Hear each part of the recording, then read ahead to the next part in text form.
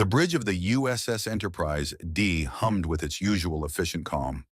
Captain Jean-Luc Picard sat in his command chair, fingers steepled as he observed the main view screen displaying a spectacular nebula, the Kelvin Expanse, a region of space notable only for its complete unremarkability. Lieutenant Commander Data's fingers danced across his console with android precision, cataloging hydrogen densities and cosmic dust particles with a thoroughness that made him invaluable to stellar cartography. "Captain," Data reported, his golden eyes reflecting the soft glow of his tactical display, "I am detecting no unusual phenomena within the nebula. All readings are consistent with standard stellar formation processes approximately 4.3 million years old." "Fascinating in its ordinariness," Picard replied with the faintest smile. And after their recent encounter with the Borg and the temporal anomalies that seemed to plague their missions with alarming regularity, a bit of routine scientific observation felt almost luxurious. Commander William Riker leaned back in his chair, suppressing what might have been a yawn. "At least it's peaceful." The word had barely left his lips when reality screamed. It wasn't a sound, not exactly, but every person on the bridge experienced it as auditory assault nonetheless. A grinding, wheezing, impossible noise that seemed to bypass their ears entirely and resonate directly in their bones. The air itself began to shimmer 3 meters in front of the captain's chair, folding inward like space-time having a seizure. "Red alert!" Picard barked, rising from his chair. "Shields up. Mr. Worf, I'd report." The Klingon security chief's hands flew across his tactical console, his expression darkening with each passing second. "Sir, I am reading massive temporal distortions, energy signatures unlike anything in our database. It is as if—" He paused, clearly struggling with what his instruments told him. "As if something is forcing its way through the fabric of space-time itself." The shimmer intensified, accompanied by that terrible grinding wheeze. The bridge lights flickered. Consoles sparked. And then, with a final defiant roar of displaced dimensional barriers, a blue box materialized in the center of the bridge. It was approximately 2 meters tall, wooden, and utterly impossible. The words "Police Public Call Box" were stenciled across the top in white letters. A small light on its roof flashed rhythmically. As if the object had a heartbeat, the bridge fell silent except for the steady beeping of alarm klaxons. Picard stared at the box. In his years exploring the galaxy, he had encountered countless impossibilities, omnipotent beings, sentient clouds, civilizations that existed outside normal spacetime. But this wooden box sitting incongruously on his carpeted bridge, might have been the most surreal. "Sensors?" he asked quietly. Data's fingers moved with increased urgency. "Captain, this object does not exist." "I beg your pardon?" "The object is physically present," Data clarified, his head tilting in that characteristic expression of android confusion. "However, it registers no mass, no atomic structure, and occupies a space both three-dimensional and—" He paused. "Tucking and significantly larger on a dimensional axis our sensors cannot properly measure. It is dimensionally transcendental."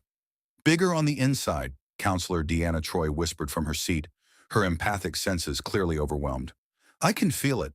Time, immense age, curiosity, loneliness, and something else. Joy, perhaps. Whatever this is, it's alive. Or at least it contains something alive and very, very old." Worf's disruptor was already drawn, aimed at the blue box with Klingon wariness.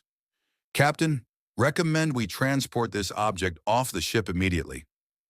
Before Picard could respond, the blue box's door swung open. A man stepped out. He was tall, thin almost to the point of gauntness, wearing a brown pinstripe suit with a long brown coat that seemed designed for running. His hair stood up in artful spikes, and he wore canvas trainers that squeaked slightly on the Enterprise's pristine carpet. But it was his eyes that arrested Picard's attention. Ancient eyes that had seen civilizations rise and fall. Eyes that sparked with manic energy and barely contained grief. The man looked around the bridge with open-mouthed delight, spinning in a complete circle with his arms outstretched. "Brilliant!" he exclaimed in a rapid-fire British accent. "Oh, this is brilliant! 24th century, if I'm not mistaken. Sovereign-class starship? No, wait, Galaxy-class. Even better. I've always wanted to see one of these up close. Well, I say always. I mean for the last few centuries, relatively speaking. Time's funny that way. He pulled out what appeared to be a metal tube with a glowing blue tip and pointed it at various consoles, which beeped in protest. Fascinating power distribution, anti-matter-matter reaction, dilithium crystal matrix. Oh, you beautiful, beautiful machine. Intruder alert, Worf bellowed, stepping forward with his weapon trained on the stranger. Identify yourself. The man looked at Worf with genuine surprise, as if noticing for the first time that he'd materialized on a bridge full of armed Starfleet officers. Oh, right, yes, sorry about that. Bit rude of me, really. I'm the doctor. Doctor who? Riker asked, standing and moving to flank the intruder from the other side. The stranger's face split into the widest grin Picard had ever seen. Just the doctor, and you are… Oh, let me guess. He pointed the metal tube at Picard. Captain Jean-Luc Picard, formerly of the USS Stargazer, archaeologist, diplomat, tea drinker, Earl Grey, hot if I'm not mistaken. You've got that look about you. The look of a man who stared into the abyss and quoted Shakespeare at it. Picard's expression remained carefully neutral, though internally he was recalculating everything he thought he knew about security protocols. You know who I am. I know lots of things, the doctor said cheerfully, now circling Data's station with intense interest. Oh, you're fascinating. Positronic brain, stable neural net, full sentience. You're an actual artificial life form. Not a robot, not a computer, but genuinely alive. He stuck out his hand to Data with childlike enthusiasm. Hello, I'm the doctor. You're Data, yes? Lieutenant Commander Data. I've heard about you. Well, read about you. Well, we'll read about you. Time travel's confusing. Data, ever polite despite the bizarreness of the situation, here shook the offered hand. I am indeed Data. It is intriguing to meet you, Doctor. Your vessel appears to violate several laws of physics. Oh, she violates loads of them, the doctor agreed happily, patting his blue box affectionately. That's what makes her fun. TARDIS, time and relative dimension. In space, she's a time machine, and a space machine, and a reality machine, and occasionally a tea machine, though she's rubbish at that. Picard's patience, legendary though it was, had reached its limit. Enough, Doctor. If that is indeed your name, you have materialized aboard a Federation starship without permission, without hailing protocols, and apparently through some form of temporal manipulation. You will explain yourself. Now. The doctor's manic energy dimmed slightly, replaced by something more serious. He turned to face Picard fully, and for a moment the captain saw the weight of ages in those eyes. Right. Yes. I suppose I should explain. I'm a Time Lord. Last of the Time Lords, actually, from a planet called Gallifrey. I travel through time and space, and I help people. And right now, Captain Picard, you need my help, because in approximately, he checked a device on his wrist, 6 hours, 17 minutes, this entire sector of space is going to experience a temporal catastrophe that will erase everything within 15 light years from the timeline, including your lovely ship, including your crew, including you. The bridge fell silent. Mr. Data, Picard said quietly, never taking his eyes off the doctor. Verify his claim. Data's fingers flew across his console. Long seconds passed. When the android looked up, his expression was as close to troubled as his features allowed. Captain, I am detecting temporal flux readings throughout this sector. They are increasing exponentially. If the pattern continues, he paused, running additional calculations. The doctor's time frame is accurate, 6 hours, 16 minutes now, and the phenomenon appears to be catastrophic in nature. The doctor nodded grimly. Something's broken, something big. The walls between times, between realities, they're collapsing. And if we don't fix it, millions of people across dozens of worlds are going to be erased from existence. They won't die. They'll just never have been, which is worse, really. At least death leaves a legacy. Picard studied the strange man before him. Every instinct told him this was impossible. Meant that the proper response was to confine this intruder and investigate through proper channels. But he had learned to trust impossible things, and the earnestness in the doctor's expression was undeniable. Yellow alert, Picard ordered. Mr. Worf, maintain security protocols but hold fire. Doctor, you and I need to talk. Conference room, now. The doctor beamed. Excellent. I love a good conference. Though I should warn you, I'm terrible at sitting still for PowerPoint presentations. We don't use PowerPoint, Riker muttered. Even better. Allons-y. As the two captains moved toward the conference room, Data remained at his station, analyzing the impossible readings. The TARDIS pulsed gently in the center of the bridge, its light casting strange shadows. And in the depths of space, unseen by sensors, and undetected by even the doctor's sophisticated instruments, something ancient stirred. Something that fed on time itself. Something that had been waiting for precisely this moment. The convergence had begun. The Enterprise's observation lounge had hosted countless diplomatic negotiations, strategic planning sessions, and crisis meetings. But never, Picard reflected as he watched the doctor pace energetically around the table, had it hosted someone quite like this. The doctor hadn't sat down once. Instead, he circled the conference table like a caged animal, occasionally pausing to examine the stars through the massive viewport or to point his sonic screwdriver. He'd called it that, apparently without irony, at various ship systems. Data sat at the table's far end, observing with rapt attention. Riker stood by the door, arms crossed, irradiating skepticism. Geordi LaForge, summoned from engineering, adjusted his visor repeatedly as if unable to believe what he was seeing. So let me get this straight, Riker said, his tone carefully controlled. You're from a species called Time Lords, who can travel through time.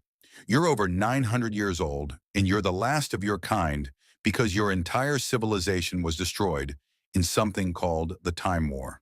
Well, when you say it like that, it sounds depressing, the doctor replied, examining a painting on the wall depicting the Battle of Maxia. I prefer to think of it as rich with experience and unburdened by committee meetings. 903, actually. Give or take a few decades. I tend to lose count around the centuries. Do you know Captain Picard once fought a battle here? Picard maneuver. A brilliant tactic. Bit showy, but brilliant. Picard cleared his throat. Doctor, I appreciate the colorful biography, but we need specifics. What exactly is happening to space-time, and how do you propose to stop it? The doctor finally stopped pacing, his expression growing serious. He pulled a small device from his pocket, circular, covered in Gallifreyan symbols that seemed to shift when viewed directly, and tossed it onto the table. It projected a holographic image that made Geordi whistle low. This, the doctor said, pointing to the swirling, fractal pattern of temporal distortions, is what the universe looks like when someone's been very, very stupid with time travel. See these stress points? Each one represents a temporal incursion. Someone going back in time, changing something, creating a paradox. Normally, time is robust. Flexible. It can heal small wounds, smooth over minor contradictions. But this, he gestured at several bright red nodes where the pattern seemed to collapse in on itself. This is catastrophic structural failure. Data leaned forward, his golden eyes analyzing the projection with android precision. Doctor, these patterns resemble quantum foam at the Planck scale, but magnified to macro-dimensional levels. The mathematics suggest a cascade effect, each temporal anomaly amplifying the next until the entire causal structure of this region collapses. Exactly, the doctor pointed at Data with genuine delight. Oh, I like you. You think in 11 dimensions naturally, don't you? Most organic brains can't do that without serious meditation or really good drugs. I do not require either, Data confirmed with the faintest hint of what might have been pride. Geordi studied the hologram, his enhanced vision allowing him to perceive layers of data invisible to human eyes. Doctor, I'm seeing temporal signatures here that match some of the readings we encountered during our mission to yesterday's Enterprise. But these are orders of magnitude more intense. What caused this? The doctor's expression darkened. He ran his hand through his already chaotic hair, making it stand up even more wildly. That's the problem. I don't know. And I always know. Well, usually know. Sometimes no. The point is, this kind of damage doesn't happen accidentally. Someone or something is deliberately destabilizing the timeline in this sector, And they're doing it from multiple points in history simultaneously. A coordinated temporal assault? Picard's voice carried the weight of command and concern. To what purpose? Could be lots of things. Temporal weapons, reality manipulation, someone trying to rewrite history on a massive scale. Or, the doctor paused, and for the first time since arriving, he looked genuinely worried. Or something's trying to break through from outside normal space-time, using the temporal fractures as doorways. The room fell silent except for the gentle hum of the Enterprise's systems. Riker broke the quiet. Outside normal space-time? You mean like another dimension? More like the space between dimensions, the doctor said quietly. The void. With a gap between universes? Nothing's supposed to exist there. Nothing can exist there. But if something did... He didn't finish the sentence. Picard stood, moving to the viewport. The Kelvin expanse glittered peacefully, betraying no sign of the catastrophe supposedly brewing in its depths. Computer, display all anomalous readings from the past 72 hours in this sector. The ship's computer complied, overlaying the viewport with a cascade of data. Picard's eyes narrowed as he studied the information. Small temporal fluctuations, dismissed by his crew as sensor ghosts or natural phenomena. But when viewed together, they formed a pattern. Data cross-referenced these readings with the doctor's projection. The android's fingers flew across the table's interface. Captain, the correlation is 97.4%. See, the temporal stress points the doctor identified correspond precisely with our anomalous readings. Additionally, I am detecting a geometric progression in their intensity. Each anomaly is approximately 1.6 times stronger than the previous one. The Fibonacci sequence, Picard murmured. Not quite, the doctor corrected, moving to stand beside the captain. It's more elegant than that. Someone's using temporal mathematics, Time Lord mathematics, to orchestrate this. These aren't random fractures. They're precise calculations designed to create a specific resonance pattern. Geordi's visor swept across the data again. Like tuning forks, each temporal anomaly vibrates at a specific frequency, and when they're all synchronized... Boom, the doctor finished grimly. Or rather, the opposite of boom. Silence. Nothing. Oh, a hole in reality where this entire sector used to be. Riker stepped forward, his tactical mind engaging with the problem. If someone's orchestrating this, they must be operating from somewhere. Can we trace the source? The doctor pulled out his sonic screwdriver, waving it in a complex pattern that made the holographic projection shift and reform. Already tried. The temporal interference is too severe. It's like trying to hear a whisper in a hurricane. But, he paused, his eyes lighting up with that manic energy again. But if we could get closer to the epicenter, to the exact point where the temporal walls are thinnest, the TARDIS might be able to penetrate the interference and identify the source. And where exactly is this epicenter? Picard asked. Data's console beeped urgently. Captain, based on the progression of anomalies, I can calculate the approximate location of maximum temporal stress. His fingers danced across the controls. Coordinates 174 Mark 6, distance approximately 3.2 light-years. There is a planetary system there, Sigma Draconus, Class M planet, pre-warp civilization, population approximately 400 million. The doctor's face went pale. 400 million people sitting at ground zero of a temporal apocalypse. Oh, that's not good. That's really, really not good. Picard's jaw tightened. The Prime Directive, Starfleet's most sacred law, forbade interference with pre-warp civilizations. But what the doctor described would mean the extinction of an entire species. Not through natural disaster, but through erasure from time itself. Mr. LaForge, how long to reach Sigma Draconus at maximum warp? 5 hours. 42 minutes, Captain. Which gives us 34 minutes to assess the situation and formulate a solution once we arrive. Picard turned to face the doctor fully. You understand that we have strict protocols regarding pre-warp civilizations. We cannot simply... Reveal yourselves, I know, the doctor interrupted, but his tone was understanding rather than dismissive. You've got your own version of the Time Lord policy of non-interference. I respect that truly. But Captain, if we don't do something, there won't be a civilization to protect. They'll just never have existed. along with everyone else in this sector, including your crew. Picard studied the strange man before him. In his long career, he had learned to recognize certain qualities in people: integrity, competence, and the burden of terrible knowledge. This doctor possessed all three in abundance. Very well, Picard decided. We'll proceed to Sigma Draconus. But doctor, you will operate under my command and according to Federation protocols. Is that understood? The doctor's grin was sudden and brilliant. Oh, I'm terrible at following orders. But for you, Captain Picard, I'll try my very best, which is probably about 70% compliance. Maybe 60.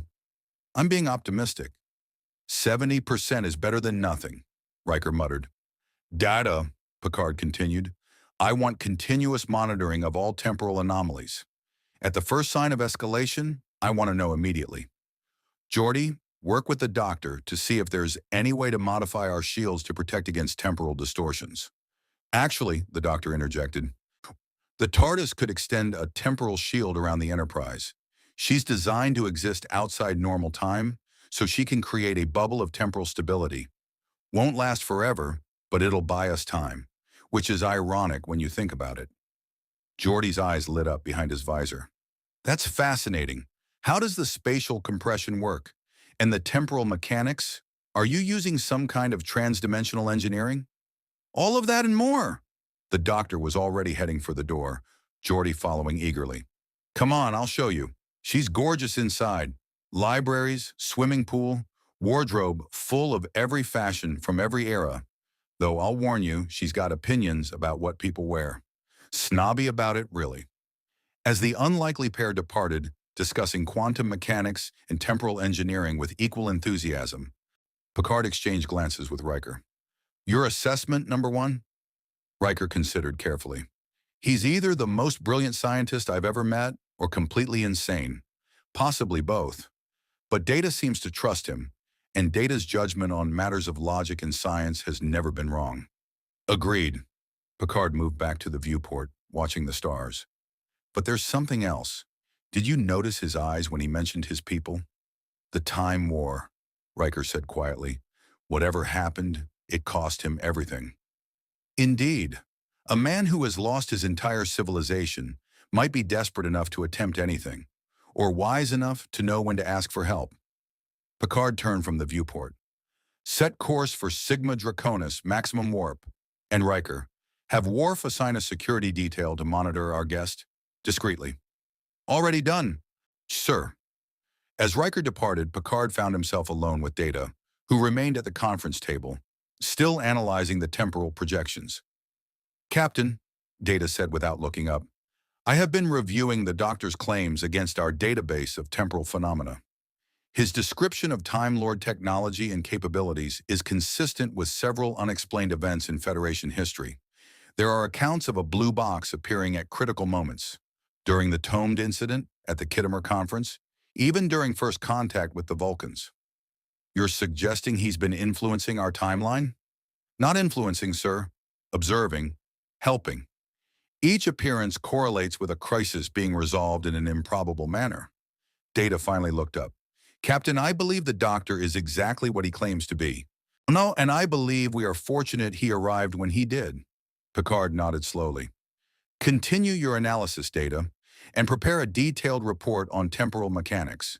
If we're going to save 400 million people from being erased from existence, we'll need to understand exactly what we're dealing with.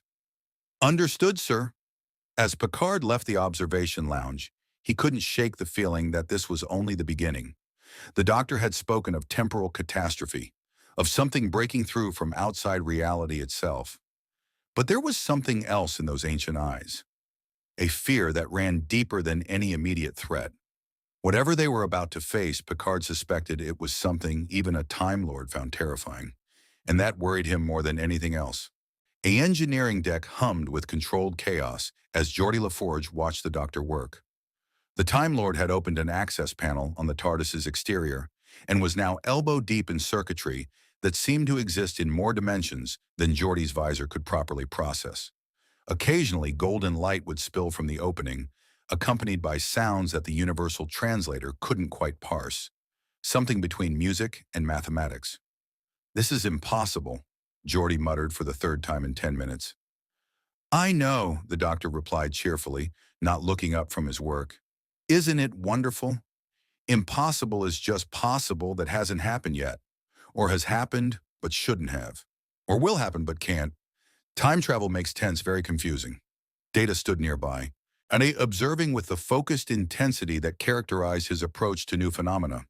His positronic brain processed thousands of calculations per second, attempting to model the TARDIS's internal dimensional structure.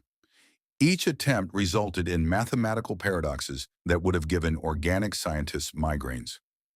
Doctor, Data said, tilting his head in that distinctly android gesture of curiosity, your vessel's interior exists in a pocket dimension, stabilized by what appears to be an artificial singularity contained within an impossibly small space.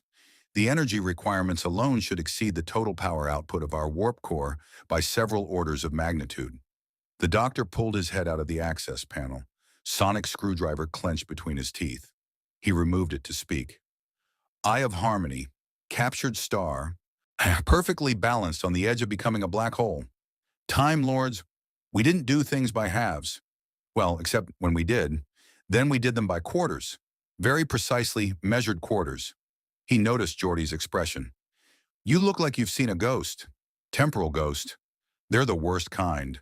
Show up before they're supposed to haunt you. I'm reading your power source through my visor, Geordi said slowly. I don't even have words for what I'm seeing. It's like looking at the Big Bang through a keyhole. Poetic, the doctor grinned.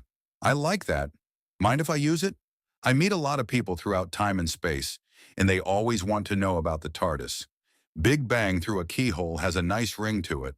Lieutenant Reginald Barclay approached nervously, holding a tricorder that was displaying readings so anomalous they'd normally indicate equipment failure.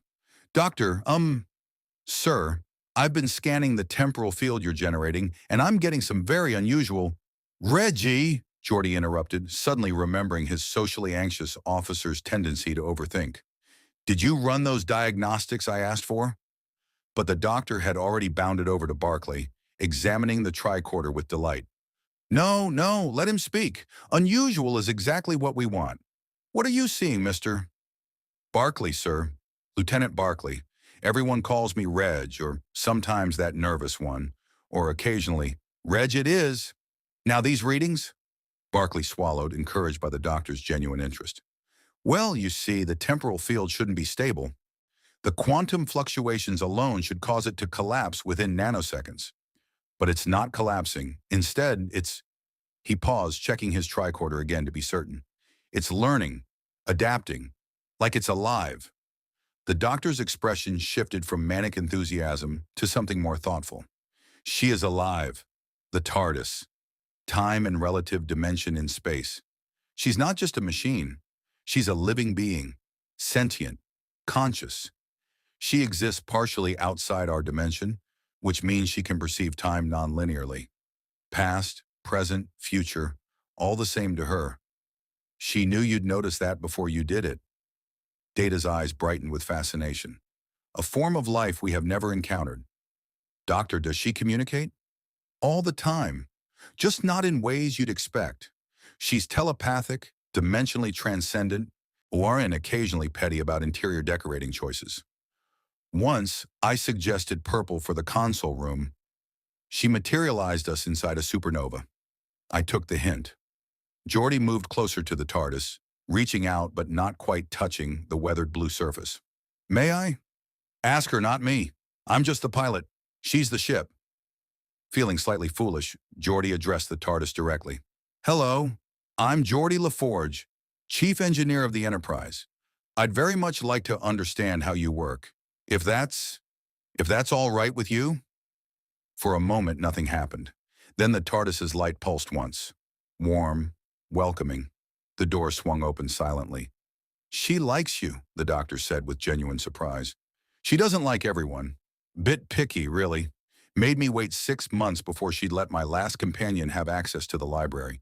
You must have an honest face, or honest visor. Can never tell with augmented vision. Geordi stepped through the door and stopped dead. The interior of the TARDIS was impossible. Not just bigger on the inside, That was almost mundane compared to what he was seeing. The console room soared upward into a cathedral of golden light and organic technology.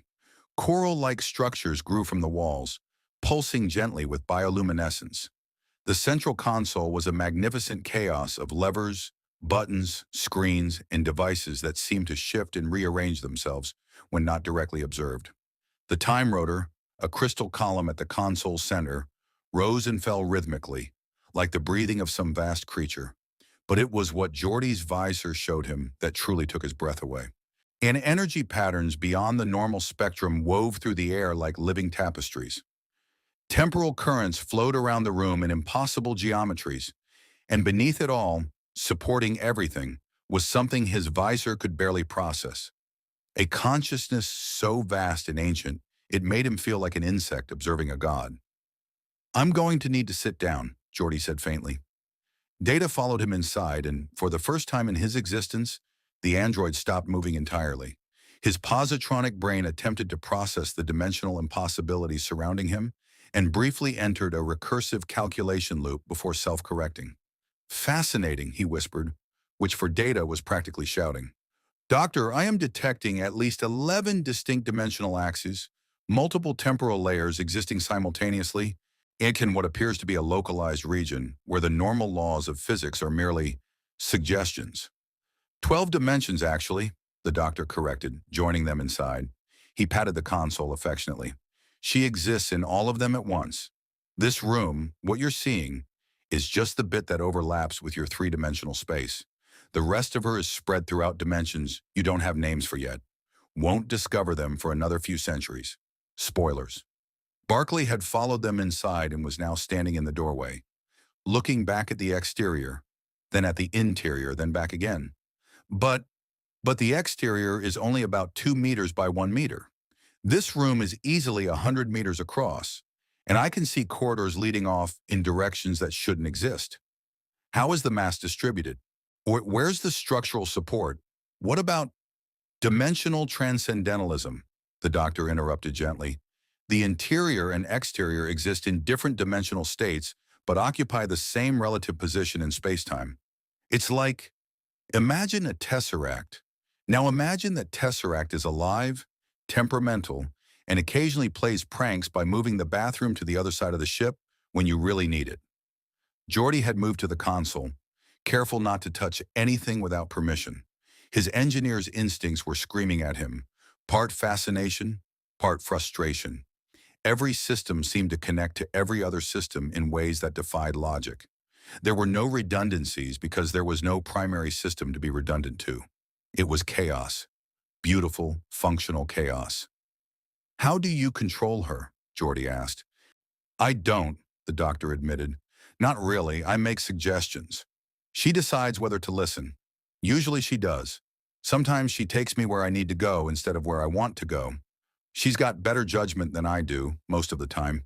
Infuriating, really, but she's usually right." Data had moved to one of the coral structures, scanning it with his tricorder. "Doctor, this material, it is organic, yet it conducts temporal energy more efficiently than any substance in our database." "What is it?" "Artron energy conductor, grown, not manufactured, takes about 4,000 years to mature properly. That particular piece is from the TARDIS's original construction on Gallifrey. It's over 1 million years old and still growing." The doctor's voice softened. "One of the last things from my home world. She and I, we're all that's left." The room fell quiet. Even the TARDIS's gentle hum seemed more subdued. Data broke the silence with characteristic android directness. "Doctor, you mentioned a time war, the extinction of your species. I have found no references to such an event in our historical databases. When did this occur?" The doctor's expression went carefully neutral. "Time-locked. The entire war. Removed from normal causality to prevent it from destroying the universe. You can't find references to it because, from your perspective, it never happened. But for those of us who were there..." He trailed off, then seemed to shake himself. "But that's not important right now. What's important is this." He moved to the console and began manipulating controls with practiced ease. A holographic display materialized above the time rotor. was showing a real-time map of temporal distortions in the sector. The pattern had grown more complex since their last viewing, the stress points multiplying and intensifying. While we've been chatting, the situation's deteriorated, the doctor said grimly. The temporal fractures are accelerating. At this rate, we'll have less than 5 hours before the cascade becomes irreversible. Geordi studied the display. Can the TARDIS protect the Enterprise like you said? Already doing it. The doctor pointed to a subtle shimmer surrounding the Enterprise's icon on the display. Temporal shielding. She's extended her perception of time around your ship. To the outside universe, the Enterprise is existing slightly outside the normal flow of causality. Won't last forever, maybe 8, 9 hours if we're lucky. But it'll keep you safe while we sort this mess out. Doctor, Data said, still examining the temporal map, I am detecting a pattern within the chaos. Each fracture point appears to be synchronized with specific moments in local history. Here, the founding of the Sigma Draconus colony 247 years ago. Here, a major solar flare that affected their electromagnetic development 83 years ago. And here, what appears to be first contact with a probe from the Vulcan Science Directorate 41 years ago. The doctor leaned in, his expression sharpening. Show me the exact temporal coordinates. Data input the information, and the hologram reorganized itself, highlighting the connections Data had identified. The doctor's eyes widened. Oh, that's clever. That's really, really clever. And deeply, deeply evil. He spun to face his companions. Wow, someone's not just breaking time randomly. They're targeting specific moments, pivotal points in Sigma Draconis' development, events that shaped their entire civilization. If you erase those moments, you erase everything that followed from them, Geordi finished, horrified. The entire civilization collapses retroactively. More than that, the doctor said darkly, the temporal energy released by erasing an entire civilization's history, all those lives unlived, all those choices unmade, that's enormous power. Someone's weaponizing causality itself. Barclay's voice was small. To what purpose? That's what we need to find out. The doctor moved back to the TARDIS doors, gazing out at engineering. Your Captain Picard, he's a good man, I can tell. Seen enough leaders throughout history to recognize the genuine article. Alright, but he's thinking like a starship captain. Logical, methodical, by the book. And you're not? Geordi asked. The doctor's grin was sharp. I'm thinking like a Time Lord, which means I'm thinking in 4 dimensions simultaneously and breaking at least 3 laws of physics just by standing here. No offense to Starfleet protocols, but we're past the point where regulations will save us. We need to be clever, creative, possibly a bit reckless. The captain won't like that, Geordi warned. Oh, I know, which is why I'm going to let him think he's in charge while I do what needs to be done. The doctor winked. It's a delicate balance. I've had lots of practice, centuries in fact. You pick up a few tricks for managing authority figures when you've overthrown your share of dictators and saved your share of planets. Data tilted his head. Shrun, that sounds remarkably like insubordination. It is, but the fun kind. The kind that saves everyone's lives and makes for excellent stories later. The doctor was already heading back into the TARDIS. Come on, we need to calibrate the temporal sensors before we reach Sigma Draconis. And Data, I want to run some simulations with you. Your positronic brain can process nonlinear temporal mathematics faster than most organic minds. Even most Time Lords, if I'm honest. You're going to be essential to solving this. Data followed eagerly, leaving Geordi and Barclay exchanging uncertain glances. Should we report this to the captain? Barclay asked nervously. Geordi considered. The doctor was brilliant, certainly. Possibly the most advanced scientific mind he'd ever encountered. But he was also chaotic, irreverent, and apparently planning to circumvent Picard's command authority. On the other hand, 400 million lives hung in the balance, and the clock was ticking. Report what? Geordi said finally. That the doctor's working on solutions to our temporal crisis? That's exactly what the captain ordered him to do.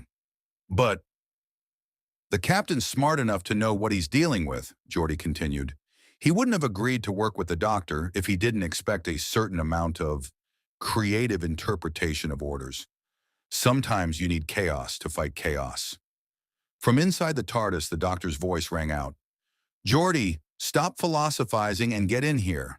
I need someone who understands antimatter containment.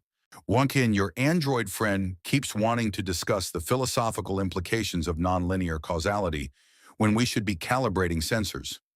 Philosophical implications are important, Data protested from within. Later, after we save everyone. Philosophy is a terrible last thought before being erased from existence. Geordi smiled despite himself and headed back into the impossible ship. Barclay followed, still muttering about spatial compression ratios and mass distribution paradoxes. The TARDIS's door swung shut behind them, and for a moment, the time rotor glowed a little brighter, as if pleased with her new temporary crew. On the bridge, Captain Picard sat in his command chair, watching the stars stream past at Warp 9. His tea had gone cold, untouched. Beside him, Counselor Troy observed her captain with concern. You're worried, she said quietly. The doctor speaks of temporal catastrophe and civilization-ending events with the casual air of someone discussing the weather, Picard replied. Either he's experienced so much horror that it's become mundane to him, or he's hiding the true severity of what we face. Both, I think, Troy said. His emotions are complex. Ancient grief beneath manic energy, guilt masked by brilliance, and loneliness so profound it's almost painful to sense, but also hope, genuine hope that we can fix this. I've encountered beings of vast power before, Picard mused. Q, the Organians, the Dowd, but the doctor is different. He doesn't claim superiority. He offers partnership. Will you accept it? Picard finally took a sip of his cold tea, grimaced and set it aside. I don't believe we have a choice. Whatever's happening at Sigma Draconus, it's beyond anything Starfleet has encountered. We need his expertise. But I also need to ensure he doesn't drag us into something even worse in his enthusiasm to help. A delicate balance, Troy observed. Indeed, one that I suspect will be tested very soon. As if summoned by his words, the turbolift doors opened. Worf stepped onto the bridge, his expression troubled. Captain, security reports that the doctor has been inside his vessel with Commander LaForge, Lieutenant Commander Data, and Lieutenant Barclay for the past 37 minutes. They have not responded to communication attempts. Picard raised an eyebrow. 37 minutes in a 2-meter box? Yes, sir. Scanners cannot penetrate the vessel's hull. We have no way of knowing what is occurring inside. Riker turned from his station. Should we be concerned? Before Picard could answer, engineering signaled. The voice of Lieutenant Junior Grade Serial, covering for Geordi, came through clearly. Captain, you're going to want to see this. The TARDIS is generating a temporal field around the entire ship. According to our instruments, the Enterprise is now existing 0.003 seconds outside normal time. Picard and Riker exchanged glances. On my way, Picard said, standing. Mr. Worf, you have the bridge. Riker, with me. As they headed for the turbo lift, Troy called after them. Captain, whatever you're about to discover, remember, the doctor may be chaos, but he's chaos with 900 years of experience. Sometimes that's exactly what order needs. Picard acknowledged her words with a nod, but his expression remained carefully neutral. He had learned long ago that the universe rarely offered simple solutions to complex problems. And something told him the doctor was about to complicate things considerably. The journey to Sigma Draconus took 4 hours and 17 minutes at maximum warp. During that time, the doctor had transformed engineering into what Geordi charitably described as organized chaos, and what Chief O'Brien less charitably called a bloody disaster zone. The TARDIS had become the nerve center of their investigation. Cables now ran from her interior to various Enterprise systems, tactical, sensors, the deflector array. The doctor had somehow convinced the ship's computer to interface with TARDIS systems, creating a hybrid network that made the Enterprise's already formidable capabilities exponentially more powerful. It also made the computer develop what Picard could only describe as a personality. Captain, the Enterprise computer said as Picard stepped into engineering, its normally neutral voice now carrying a faint British lilt. The doctor has requested you join him inside the TARDIS. He says, and I quote, Tell the captain to bring his best thinking cap and maybe some biscuits. I'm peckish. Riker, following behind Picard, stopped dead. Did the computer just get an accent? Temporal interference, Data explained, emerging from the TARDIS, looking distinctly disheveled. A remarkable achievement for an android who didn't technically need to adjust his appearance. The TARDIS and the Enterprise computer have been exchanging data protocols. Some linguistic peculiarities have transferred. It should normalize once we disconnect the systems. Should? Picard asked pointedly. 93.7% probability, sir. The doctor's head popped out of the TARDIS door, his hair even more chaotic than before. Ah, Captain, excellent timing. We've made fantastic progress. Well, progress might be generous. Discoveries is more accurate. Terrifying discoveries is most accurate, but I'm trying to stay positive. Come in, come in.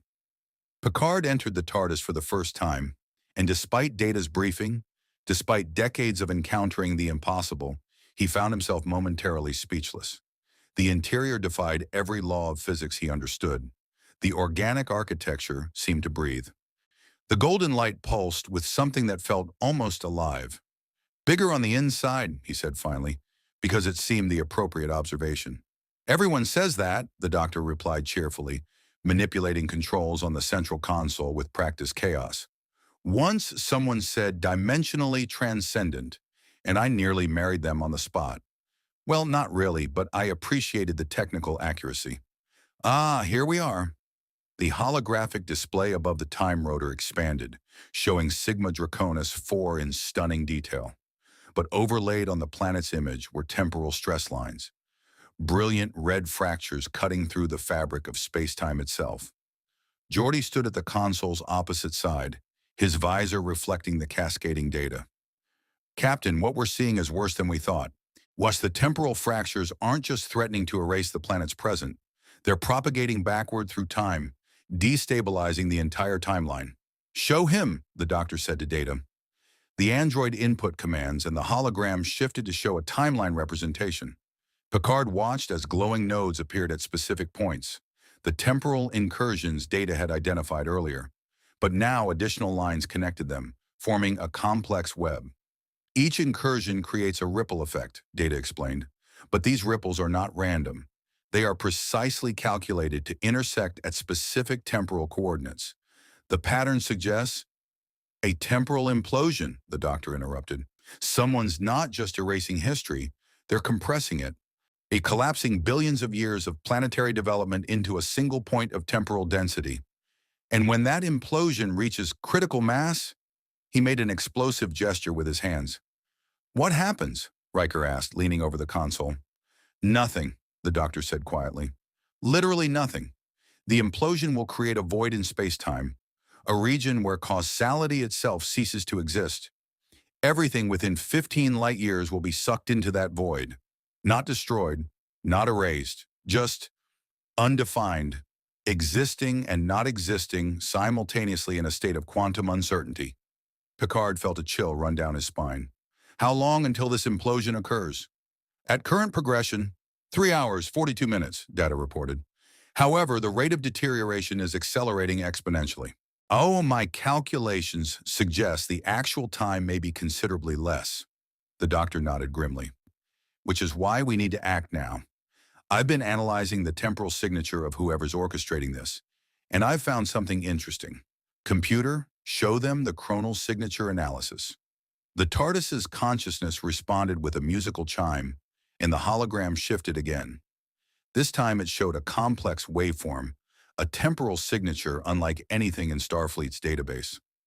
This, the doctor said, pointing at specific peaks in the waveform, is the fingerprint of whoever's causing this. And it's not random temporal technology. This is sophisticated, advanced, possibly as advanced as Time Lord technology, which shouldn't be possible because Time Lords are... He paused, his expression darkening. Draconus were the only civilization capable of this level of temporal manipulation.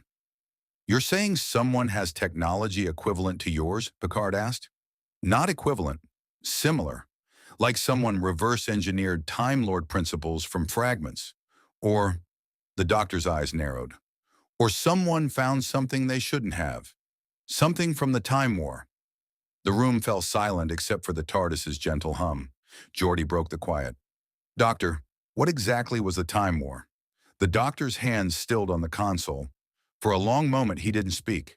When he finally did, his voice carried a weight that made everyone listen. The last great Time War. Time Lords versus Daleks. Two impossibly powerful civilizations fighting for supremacy over all of time and space. When we fought across history itself, battles in the past affecting the future, casualties in the future altering the past. Reality itself became the battlefield.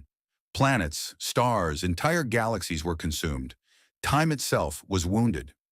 He looked up and Picard saw genuine pain in those ancient eyes. The Time Lords created weapons that could erase species from history. The Daleks built machines that could end reality itself. Both sides committed atrocities that made extinction look merciful. In the end, I stopped it. I time-locked the entire war, removed it from normal causality so it couldn't spread and destroy everything. But that meant, he swallowed, that meant Gallifrey, my people, all gone, locked away in a moment that exists outside time. Data tilted his head. But if the war is time-locked, how could its weapons or technology exist in our timeline? They shouldn't, the doctor said. That's what worries me. If someone has found a way to access Time War technology, they could have weaponry capable of unmaking reality. This temporal implosion? It's similar to something called the moment, a weapon so powerful it could destroy time itself. The Time Lords created it as a last resort and never used it because even they feared what it might do. Riker stepped forward. Are you saying whoever's behind this has access to this moment weapon? Not the moment itself. That's locked away. But something similar. Something that uses the same principles. Temporal decoherence on a massive scale. The doctor began pacing, thinking aloud. But who would have that knowledge? Who could have survived the Time War besides me? Unless... He stopped mid-stride, his eyes widening. Unless it's not someone who survived, he said slowly. It's something that existed outside the war entirely. Something that waited until the Time Lords were gone to emerge. Picard exchanged glances with Riker. Doctor, you're hypothesizing an entity that deliberately waited for your people's extinction? Not just an entity, an idea, a concept given form. The doctor moved back to the console, pulling up new data. Time isn't just a dimension, Captain. It's alive in its own way. It has a structure, a flow, a purpose. And when you wound time the way we did during the war, when you torture causality itself, sometimes things evolve in the wounds. Things that feed on temporal paradox. Things that exist in the gaps between moments. Temporal predators, Data said, on now his processor working through the implications. You are suggesting a form of life that exists parasitically on damaged timelines. Exactly, the doctor pointed at Data enthusiastically. You're brilliant. Has anyone told you that? Temporal parasites. They hide in the cracks of damaged causality, feeding on the energy released when timelines collapse. Usually they're small, minor fluctuations, barely noticeable. But if one found a way to grow, to become conscious, to deliberately create the kind of temporal damage it feeds on, it would create situations exactly like Sigma Draconus, Picard finished, understanding dawning. A deliberate temporal catastrophe to feed itself. And once it's fed enough, once it's grown strong enough on the energy from this implosion, it could move to another system, another planet. It creating temporal collapses wherever it goes, growing stronger with each meal. The doctor's expression was grim. Captain, we're not just facing a temporal anomaly. We're facing an intelligent predator that eats civilizations. And it's just starting to get hungry. The TARDIS suddenly lurched, her time rotor pulsing with urgent light. Alarms began sounding throughout the Enterprise. Bridge to Captain Picard, Worf's voice came through the comm. Sir, we are detecting massive temporal distortions ahead. Sigma Draconus is in visual range, and sensors are showing... Captain, you need to see this. On my way, Picard replied. Doctor, with me. Data, Geordi, continue your analysis. I want every scrap of information about these temporal parasites you can find. The doctor was already moving toward the door. Captain, If I'm right about what we're facing, we need to be very careful. These things are smart. They plan. They set traps. And they've had centuries to prepare for this moment. As they headed for the bridge, Riker voiced what everyone was thinking. How do you fight something that exists outside time? Carefully, the doctor replied. Very, very carefully, and possibly with a lot of running. There's always running. The turbo-lift ride to the bridge was tense. Picard studied the doctor, noting the way his earlier manic energy had been replaced by something more focused, more dangerous. Doctor, Picard said quietly, if this entity is as powerful as you suggest, what are our chances of stopping it? The doctor didn't answer immediately. When he did, his voice was honest. I don't know, Captain. I've faced enemies across time and space. Daleks, Cybermen, gods and demons, and things that make both look peaceful. But this, something that evolved in the wounds of the Time War itself, this is new, and anything connected to that war is dangerous beyond measure. But you'll try? The doctor's grin was sudden and fierce. Oh, absolutely. Trying's what I do. Stopping impossible things with inadequate resources and a lot of clever thinking. It's practically my job description. Besides, his expression softened. 400 million people on that planet. 400 million lives, loves, dreams, histories. They deserve to exist. They deserve tomorrow. I'm not going to let some temporal parasite take that away from them. The turbo-lift doors opened onto the bridge, and Picard immediately understood Worf's urgency. On the view screen, Sigma Draconus 4 hung in space, a beautiful blue-green world that should have looked peaceful. But surrounding the planet like a web were brilliant crimson lines of temporal distortion. They pulsed and writhed like living things, growing thicker and more numerous even as they watched. My God, Riker breathed. The doctor moved to stand before the view screen, his expression unreadable. It's beautiful in a terrible way, like watching reality itself bleed. Captain, Worf reported from Tactical, I am detecting energy readings from the planet's surface. Something is generating the temporal distortions from multiple points across the northern continent. Can you identify the source? Negative, sir. The temporal interference is too severe. The doctor pulled out his sonic screwdriver, scanning the view screen as if he could analyze the planet through the display. The parasites built itself nests, temporal anchors scattered across the planet, each one creating fractures that feed back into the central consciousness. It's not just one entity. It's spread itself across the entire timeline of Sigma Draconis, existing in the past, present, and future simultaneously. Data's voice came through from engineering. Captain, I have completed a preliminary analysis. If the doctor's hypothesis is correct, the entity has been manipulating Sigma Draconis' timeline for decades, perhaps longer. Every major historical event, every pivotal moment in their development, the entity has been there, subtly influencing events to create maximum temporal instability. Picard felt a cold fury building in his chest. This wasn't just an attack. What it was grooming, decades of preparation, turning an entire civilization's history into a weapon against itself. Can we beam down to the surface? He asked. Not recommended, sir, Worf replied. The temporal distortions would tear apart anyone in the transporter beam. The TARDIS can get us down, the doctor said. She's designed to navigate temporal turbulence. But Captain, we need to know what we're walking into. We need information. Counselor Troy, who had been silent until now, spoke up. Captain, I'm sensing something from the planet. It's difficult to describe. Not exactly consciousness, but not purely mechanical either. It feels ancient, hungry, and... She paused, her expression troubled. And aware of us. Whatever this thing is, it knows we're here. As if in response to her words, the temporal distortions suddenly intensified. The crimson web around the planet pulsed like a heartbeat, and then, impossibly, a voice filled the bridge. It wasn't transmitted through any channel, wasn't audible through ears. It simply existed in their minds. Cold, vast, and utterly alien. Time Lords, we remember you. We grew in the wounds you made. We feasted on the paradoxes you created. And now we are strong enough to make our own. The doctor's face went pale. It knows me. It knows what I am. The last of Gallifrey, the warrior who ended the war. We should thank you. Your genocide gave us birth. Your shame gave us strength.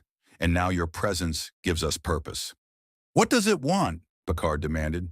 To feed, to grow, to spread across all of time and space, creating temporal collapses wherever consciousness exists. Every civilization is a meal waiting to be consumed. Every history is a feast waiting to be devoured. The doctor stepped forward, addressing the view screen as if the entity could see him. I won't let you. I stopped the time war. I can stop you. The voice that responded carried something that might have been laughter. You cannot stop what you created, Time Lord. We are your legacy. We are the price of your victory, and we are inevitable. The temporal distortions around Sigma Draconus suddenly contracted, squeezing the planet like a fist. On the view screen, they could see the atmosphere beginning to shimmer as causality itself started to collapse. Captain, Data's voice came through urgently from engineering. The implosion has accelerated. We now have less than 2 hours before total temporal collapse. The doctor turned to Picard, and for the first time since arriving, the Time Lord looked truly shaken. Captain, I need to tell you something. If I'm right about what this thing is, if it really did evolve from the Time War, it might be impossible to stop. It might be woven so deeply into the structure of damaged time that destroying it could cause even more damage. Picard met his gaze steadily. But you're going to try anyway. It wasn't a question. The doctor's grin returned, sharp and determined. Oh, absolutely. Impossible just means it hasn't been done yet. But I'm going to need your help, your crew, your ship, and your willingness to break a few rules of physics. Mr. Worf, Picard said, never breaking eye contact with the doctor. Red alert. All hands to battle stations.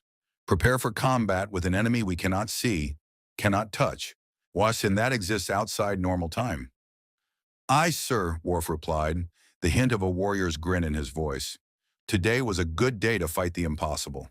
Picard turned to the view screen, watching the temporal web tighten around Sigma Draconus. 400 million people down there, unaware that their entire existence was being erased from history, unaware that their only hope lay with a Federation starship and a madman in a blue box. Doctor, Picard said quietly, show me how to fight time itself.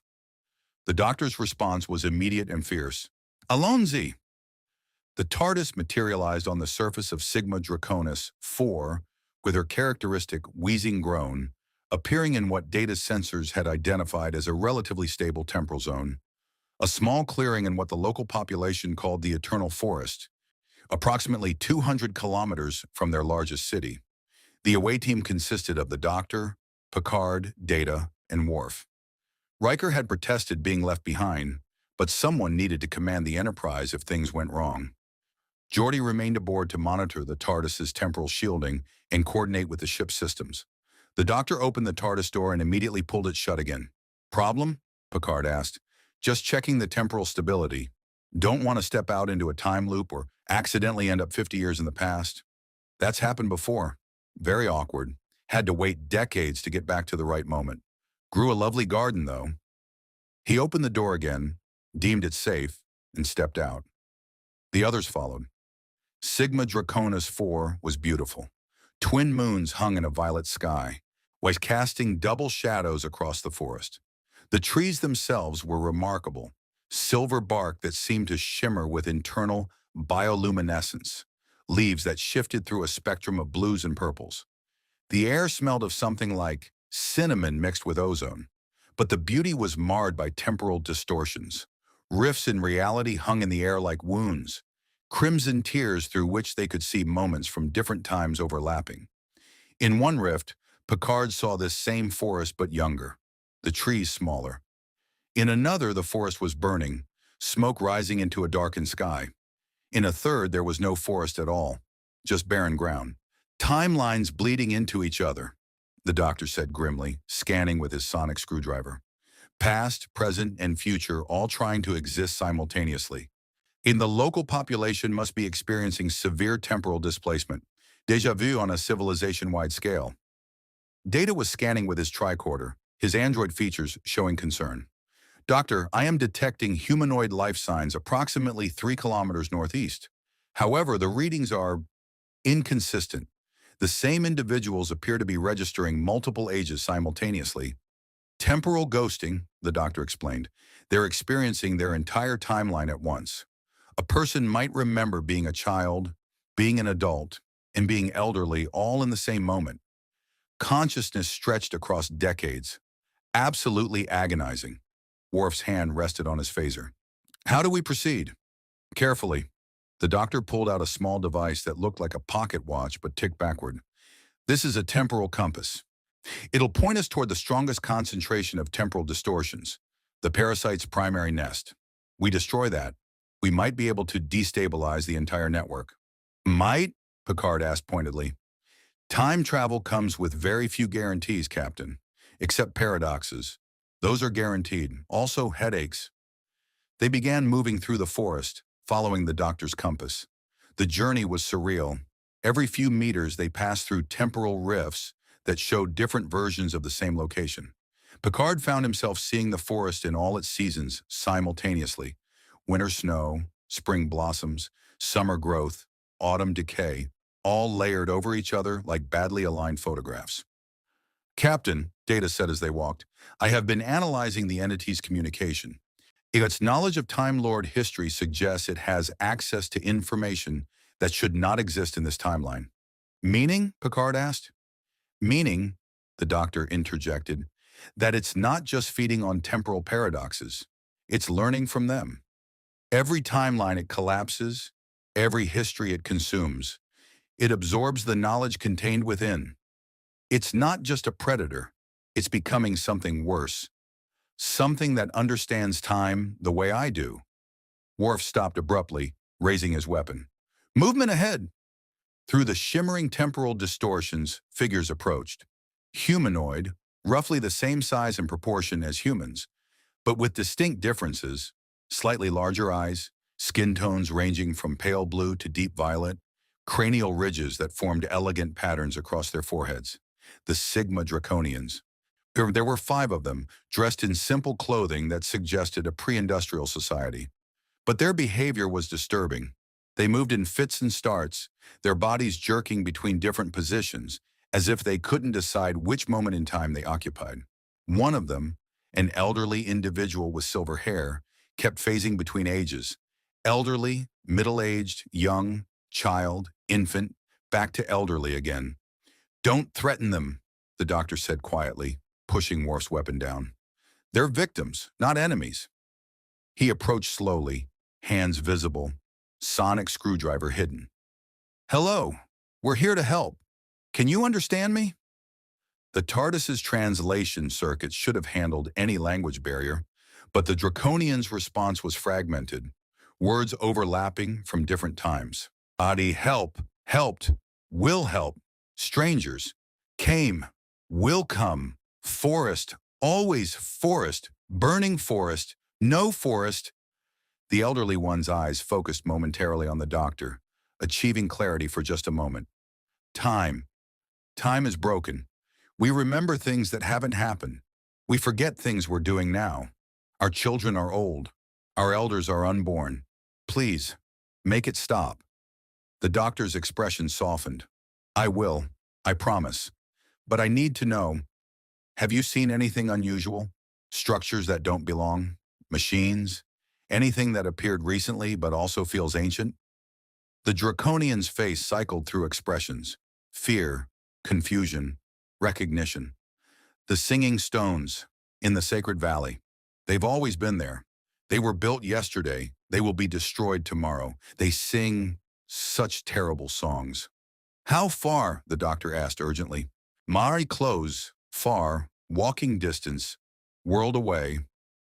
The clarity faded from the Draconian's eyes as they cycled through time states again. We need to move, the doctor said to Picard. Sacred Valley, northeast. That's where the primary nest is located. They left the Draconians behind, though it pained them to do so.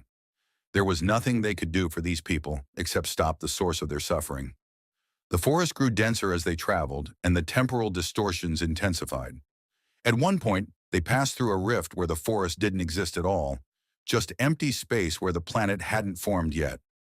For a terrifying moment, they floated in vacuum before stepping back into normal space. Unpleasant, Data observed with considerable understatement. It's going to get worse, the doctor warned. The closer we get to the nest, when the more unstable causality becomes. Stay close to me. The TARDIS's perception filter extends a few meters around me. It helps stabilize local time. They crested a ridge and looked down into what the Draconians called the Sacred Valley. It was a crater, easily a kilometer across, and at its center stood structures that hurt to look at. They weren't buildings in any conventional sense. They were geometric impossibilities, crystalline formations that existed in more dimensions than three. They pulsed with crimson light, and from them emanated waves of temporal distortion so intense that the very air screamed. The singing stones, the doctor breathed, temporal anchors. Each one is tethered to a different point in Sigma Draconis' history. He's drawing energy from those moments and feeding it to the central entity. Picard counted at least 20 of the structures. How do we destroy them? We don't. We can't. They exist across multiple time periods simultaneously. Destroying them in the present wouldn't stop them from existing in the past or future. We need to... The doctor stopped, his eyes widening. Oh no. Oh, that's clever. That's horrible and clever. What? Worf demanded.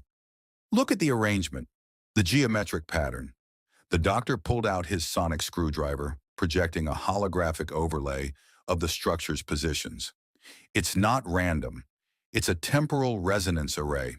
Each stone amplifies the others, creating a feedback loop that spans the entire timeline.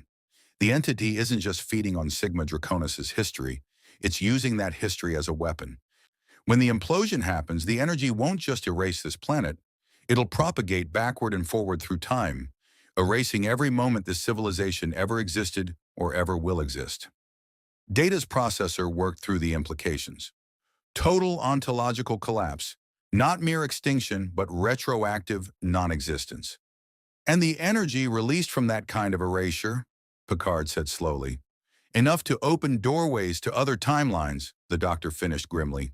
Other planets, other civilizations. The parasite will spread, consuming history itself across the entire galaxy, maybe the entire universe.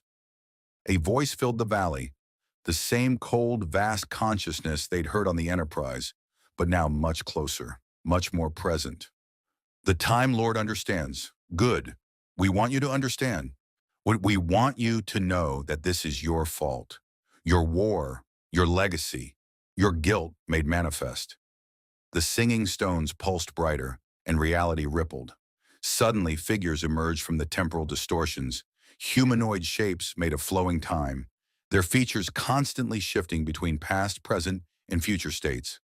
Temporal echoes, the doctor said, fragments of people the parasite has consumed, animated and weaponized. The echoes moved toward them with terrible purpose. Phasers will not be effective, Data observed, scanning the approaching entities. They exist in a state of temporal flux. Any energy we project will simply pass through them or be absorbed into their timeline. Then we run! The doctor was already moving, pulling Picard along. Back to the TARDIS. We need to regroup, recalculate. They ran through the forest, the temporal echoes pursuing. Worf fired his phaser anyway, achieving nothing but confirming Data's analysis. The beam passed through an echo like it wasn't there. Behind them, the Sacred Valley pulsed with increasing intensity.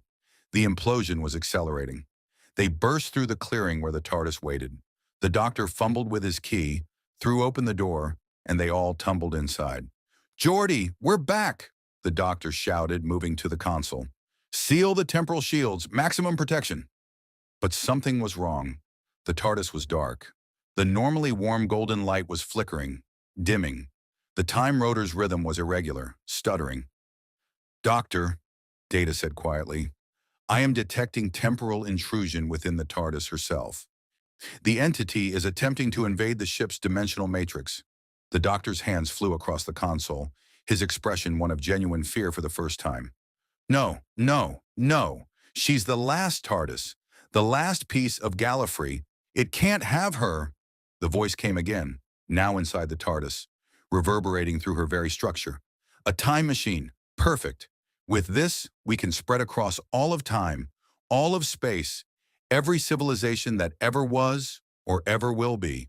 All of history will be our feast. The TARDIS lurched. Sparks flew from the console. The doctor was thrown back, hitting the railing hard. Picard moved to the console, having no idea what he was doing, but knowing someone had to act. "Computer! Enterprise! Do you read?" Geordi's voice came through, distorted by temporal interference. "Captain! The TARDIS's shields are collapsing. The entities trying to merge with her use her systems to..."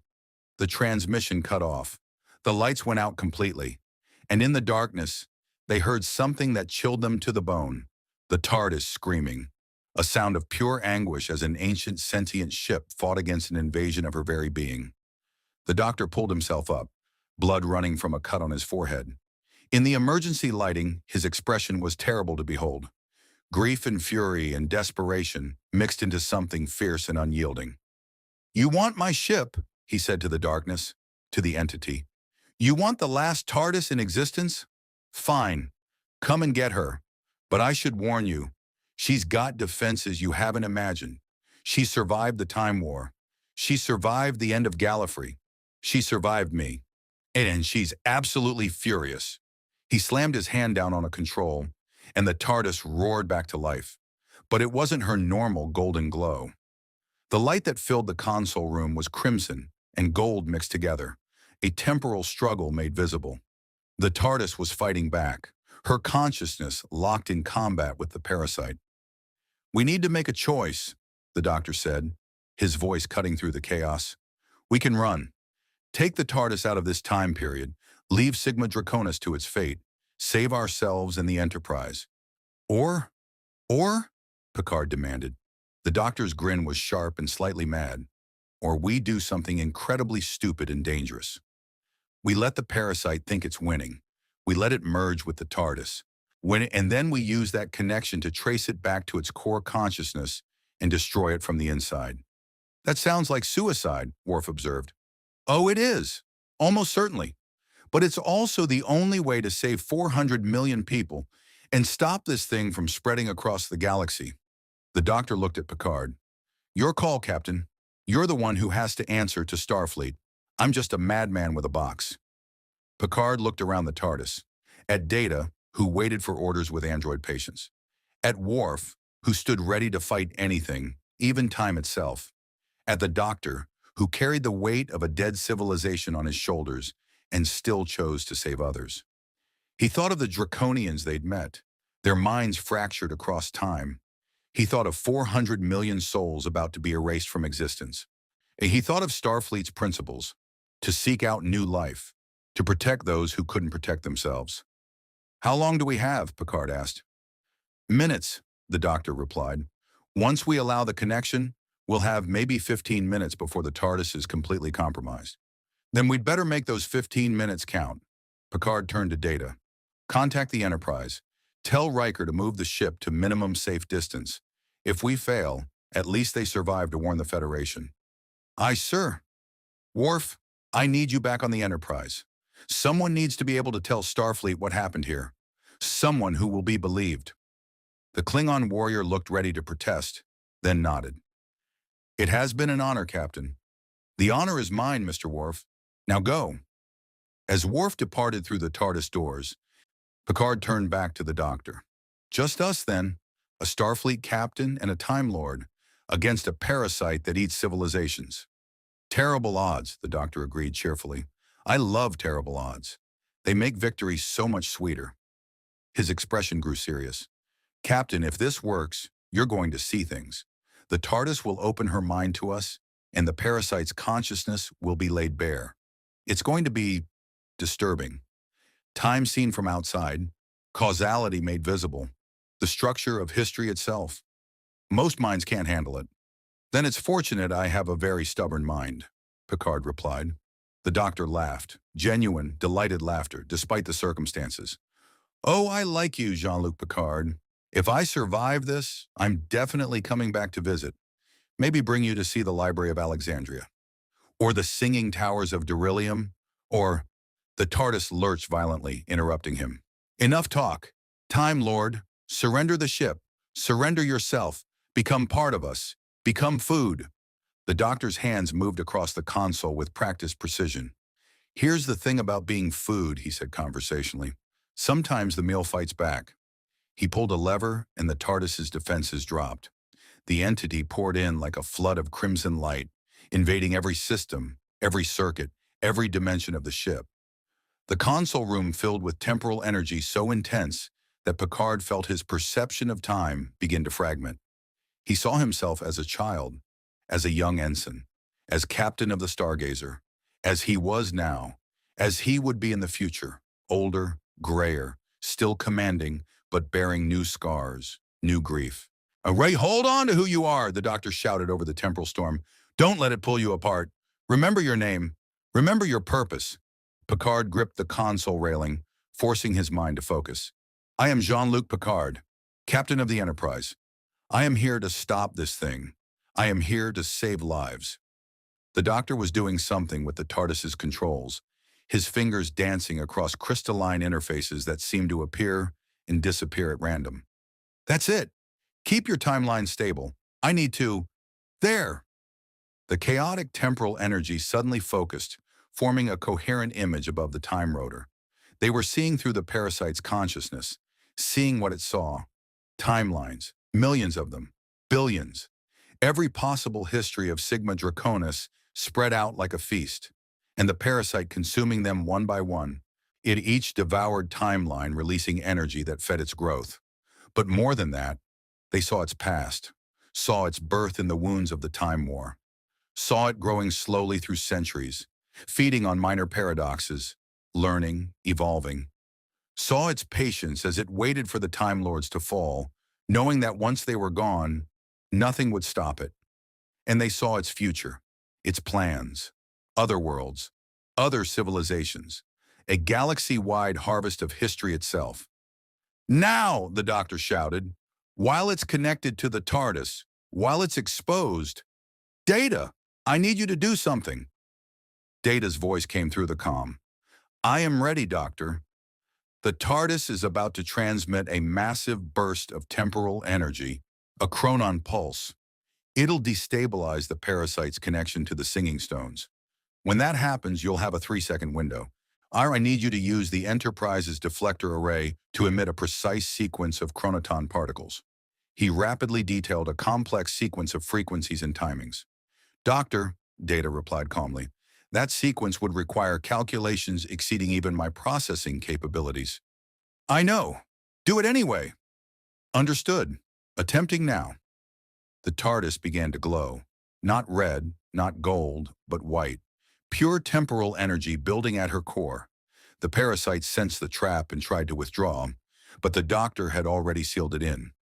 You wanted to merge with a TARDIS? The doctor said, his voice carrying 900 years of fury. You wanted to understand how Time Lords manipulated causality? Well, here's your lesson. This is what we called the Omega Protocol. Used it once during the Time War to cleanse an entire star system of temporal infection. Burned out 3 TARDISes doing it. But this time I've got help. The white light intensified and Picard felt the TARDIS's consciousness touch his mind. Not invasive, gentle, asking permission. He gave it, and suddenly he was seeing through her eyes, seeing time itself as a living thing, past, present, and future, flowing together in a symphony of cause and effect. Seeing the parasite for what it truly was, a cancer in causality, a wound that had learned to hunger, but also seeing the cure. Data, Picard shouted, somehow knowing exactly what needed to be done. Frequency Delta 77, now! Executing! The Enterprise's deflector array unleashed a precisely calibrated chronoton burst, timed to coincide with the TARDIS's pulse. And the 2 temporal energies met, harmonized, and created something beautiful and terrible. A temporal reset wave. It swept outward from the TARDIS, washing over the sacred valley, over the singing stones, over all of Sigma Draconus 4. And everywhere it touched, time snapped back into its proper shape. The singing stones shattered, They're impossible geometries unable to exist in properly aligned causality. The parasite screamed, a sound that echoed across multiple dimensions as its carefully constructed network collapsed. No! We were eternal! We were inevitable! We were wrong, the doctor finished quietly. You were just a mistake, and I've gotten very good at fixing those. The parasite's consciousness fragmented, scattered across the time stream, its coherence broken. Without the singing stones to anchor it, without the temporal distortions to feed it, it dissolved back into the background radiation of damaged causality. Not destroyed, that was impossible, but reduced, rendered harmless, sent back to being a minor fluctuation instead of a cosmic predator. The TARDIS's light dimmed back to its warm golden glow. The time rotor resumed its normal rhythm, and in the sudden quiet, Picard heard a sound that might have been the ship's relieved sigh. He released the railing, his hands shaking. Did it work? The doctor was scanning with his sonic screwdriver, checking readings, confirming what his instincts already told him. Yes, the temporal fractures are healing, the timeline's reasserting its proper structure. Sigma Draconus 4 is... He paused, a genuine smile spreading across his face. It's going to be fine. 400 million people who'll never know how close they came to never existing.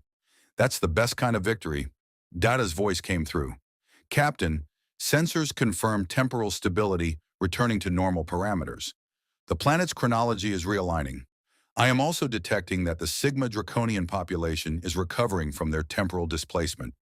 Fascinating. Their memories of the fragmented timeline are fading, being replaced by a coherent history. Time healing itself, the doctor explained.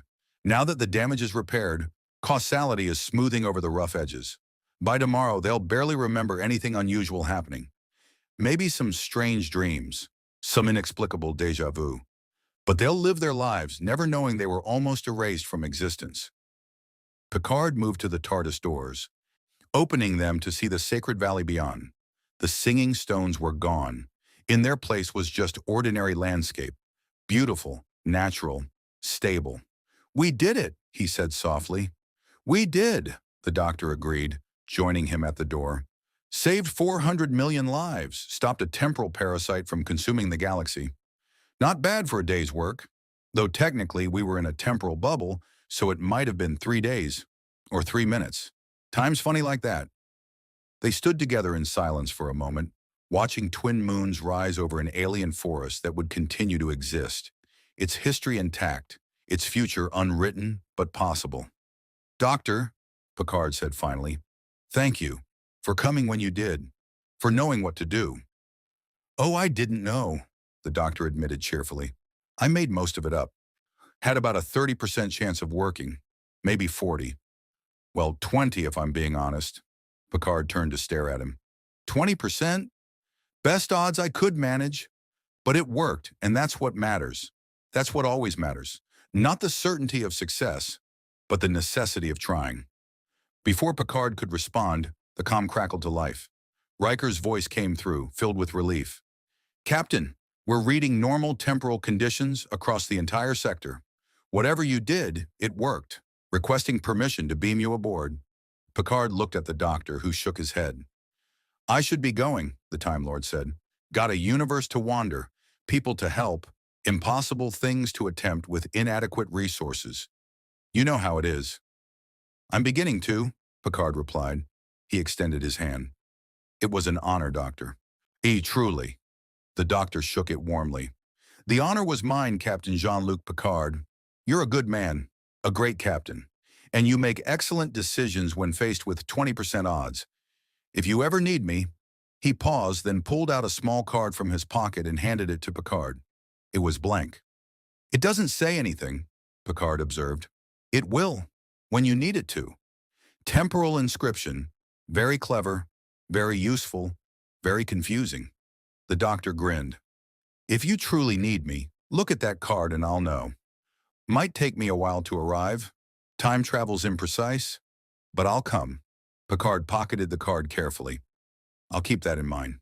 Please do. And Captain, keep exploring. Keep seeking out new life. Keep protecting those who can't protect themselves. The universe needs people like you. Shua needs people who see terrible odds and try anyway. With that, the doctor retreated into the TARDIS. The door closed behind him, and moments later, that impossible grinding sound filled the valley. The blue box faded from existence, leaving only the faint impression of its shape in the grass. "Captain?" Riker's voice came through the comm again. The temporal anomaly just vanished.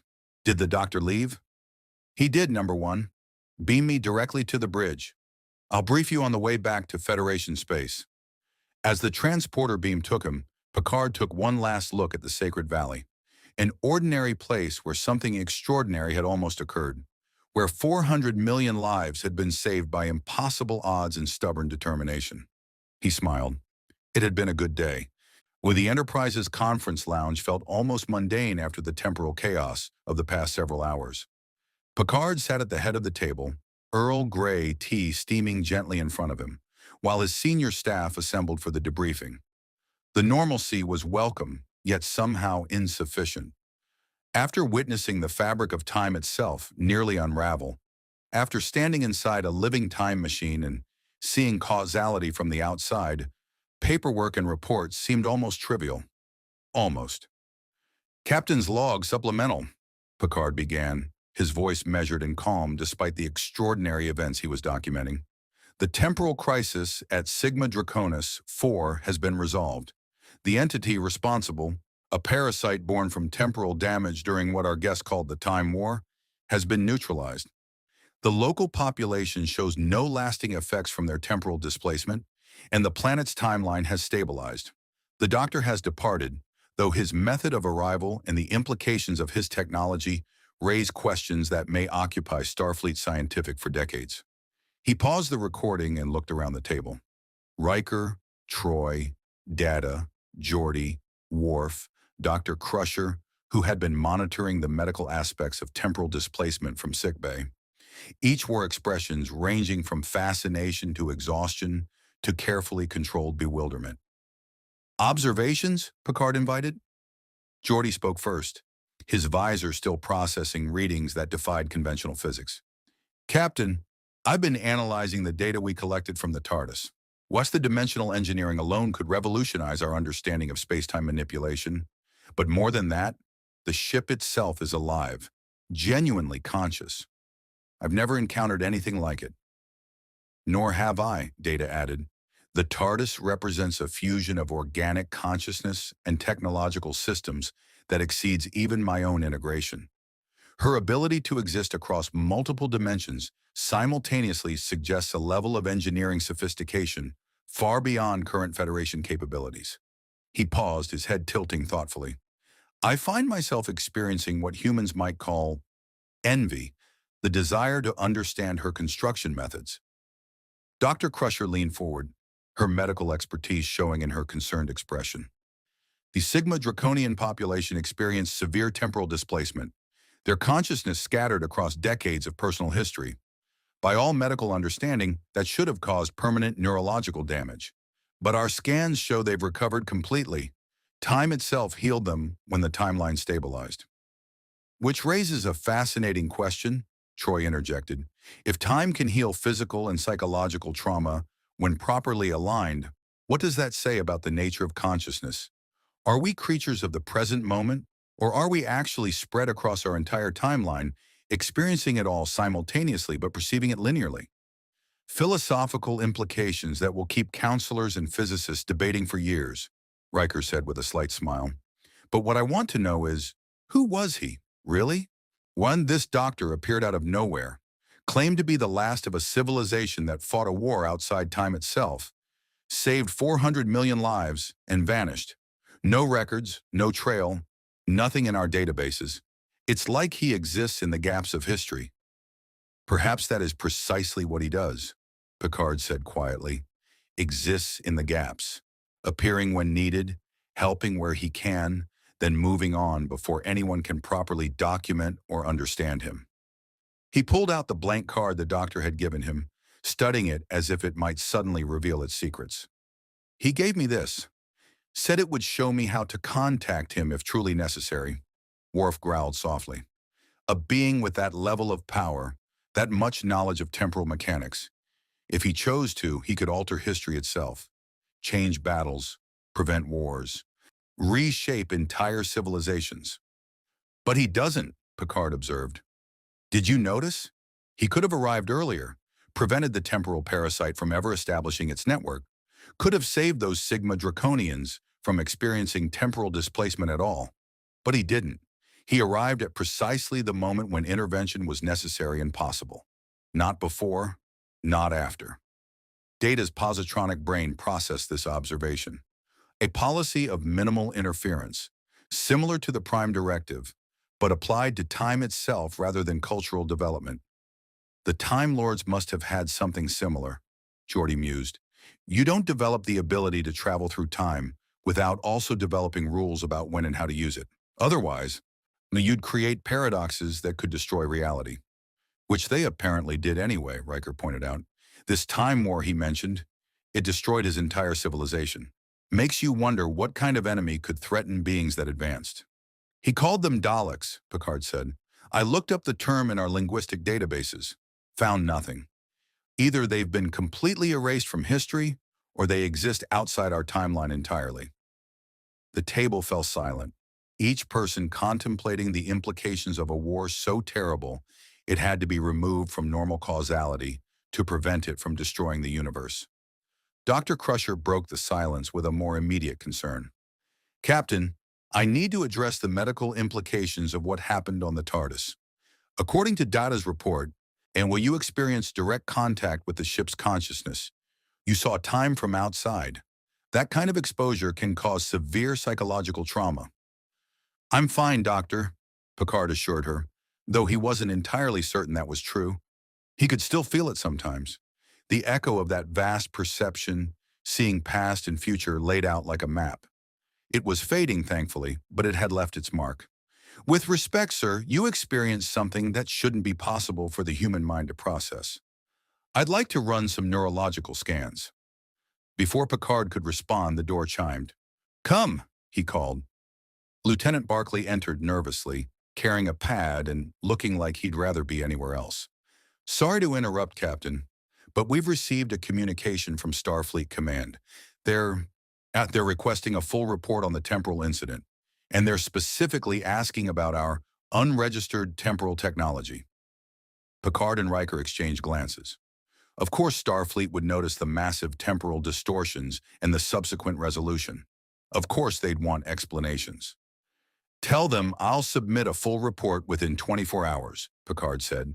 And Barclay, in that report, make sure to emphasize that the temporal technology was not ours. It belonged to an independent operator who rendered assistance and then departed. Aye, sir. Barclay hesitated. Sir, Starfleet's Department of Temporal Investigations is also requesting access to all data we collected on the TARDIS and the Doctor. They're very insistent. Picard felt a flash of protectiveness. The Doctor had trusted them, so had worked with them to save millions of lives. Handing over detailed analysis of his technology to Starfleet bureaucrats felt like a violation of that trust. Tell the DTI, Picard said carefully, that most of the data was collected during a temporal emergency and is therefore subject to significant degradation and uncertainty. Any analysis we provide would be incomplete at best, misleading at worst. It wasn't technically a lie. Temporal mechanics were uncertain by nature. Barclay nodded, clearly relieved he wouldn't have to argue with the DTI himself. I'll relay that, sir. After Barclay left, Riker gave Picard a knowing look. Protecting the Doctor's secrets? Protecting the privacy of someone who helped us, Picard corrected. The Doctor operates outside normal jurisdictional boundaries. Clearly has for centuries. If Starfleet could track and monitor him, they would have done so already. I see no benefit in helping them start now. Agreed, Geordi said. Besides, most of what we recorded wouldn't make sense anyway. TARDIS technology operates on principles we don't have the framework to understand. It'd be like giving warp equations to a pre-industrial civilization. Data, however, looked troubled. Captain, I must note that I have perfect recall of my time inside the TARDIS. If the DTI requests my testimony, I would be unable to provide incomplete information without violating my programming regarding truthfulness. It was a valid concern. Data couldn't lie. Not wouldn't, couldn't. His ethical subroutines prevented deliberate falsehood. Then we'll have to be very precise about what they ask and what you answer, Picard said. You can describe what you saw without explaining how it worked. Observation without analysis. I understand, sir. I will endeavor to be truthfully unhelpful. Riker laughed. That's the spirit, Data.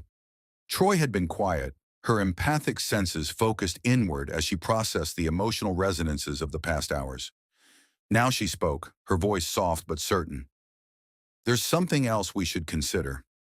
The doctor said that temporal parasite was born from the wounds of the Time War, created by the damage to causality itself. If that's true, there might be others. Other things that evolved in broken timelines, feeding on temporal paradoxes. The table fell silent again, this time with a different quality. Not contemplation, but concern. You're suggesting this could happen again, Worf said. I'm suggesting it's inevitable, Troy replied. If the Time War wounded time itself badly enough to spawn predators, those wounds might not heal for centuries, millennia. We could be facing temporal threats we don't even have names for yet. Picard absorbed this sobering thought. Then we need to be prepared. Data, I want you to compile everything we learned about temporal mechanics during this incident. Create a reference database that future crews can access if they encounter similar phenomena. Aye, sir. Though I should note that much of what we learned contradicts established temporal theory. Then it's time we updated our theories, Picard said firmly. We've been operating under the assumption that time travel is impossible, or at least impractical. The doctor proved otherwise. We need to expand our understanding. Geordi raised his hand hesitantly. Captain, there's one more thing. While we were connected to the TARDIS, she showed me something. A glimpse of, I don't know how to describe it. Temporal mechanics, but not just equations. Like seeing the music behind the mathematics. I've been trying to recreate what I saw. And I think I might have a way to modify our deflector array to detect temporal anomalies before they become critical. How long would that take? Weeks, maybe months. And I'd need to work with data to translate what I saw into actual engineering principles. But Captain, if we can do this, if we can give the Federation early warning of temporal threats, Geordi's excitement was palpable. We could save lives, prevent disasters before they happen. Picard nodded slowly. Make it so, but Geordi, be careful. The doctor mentioned that Time Lords had strict rules about temporal manipulation.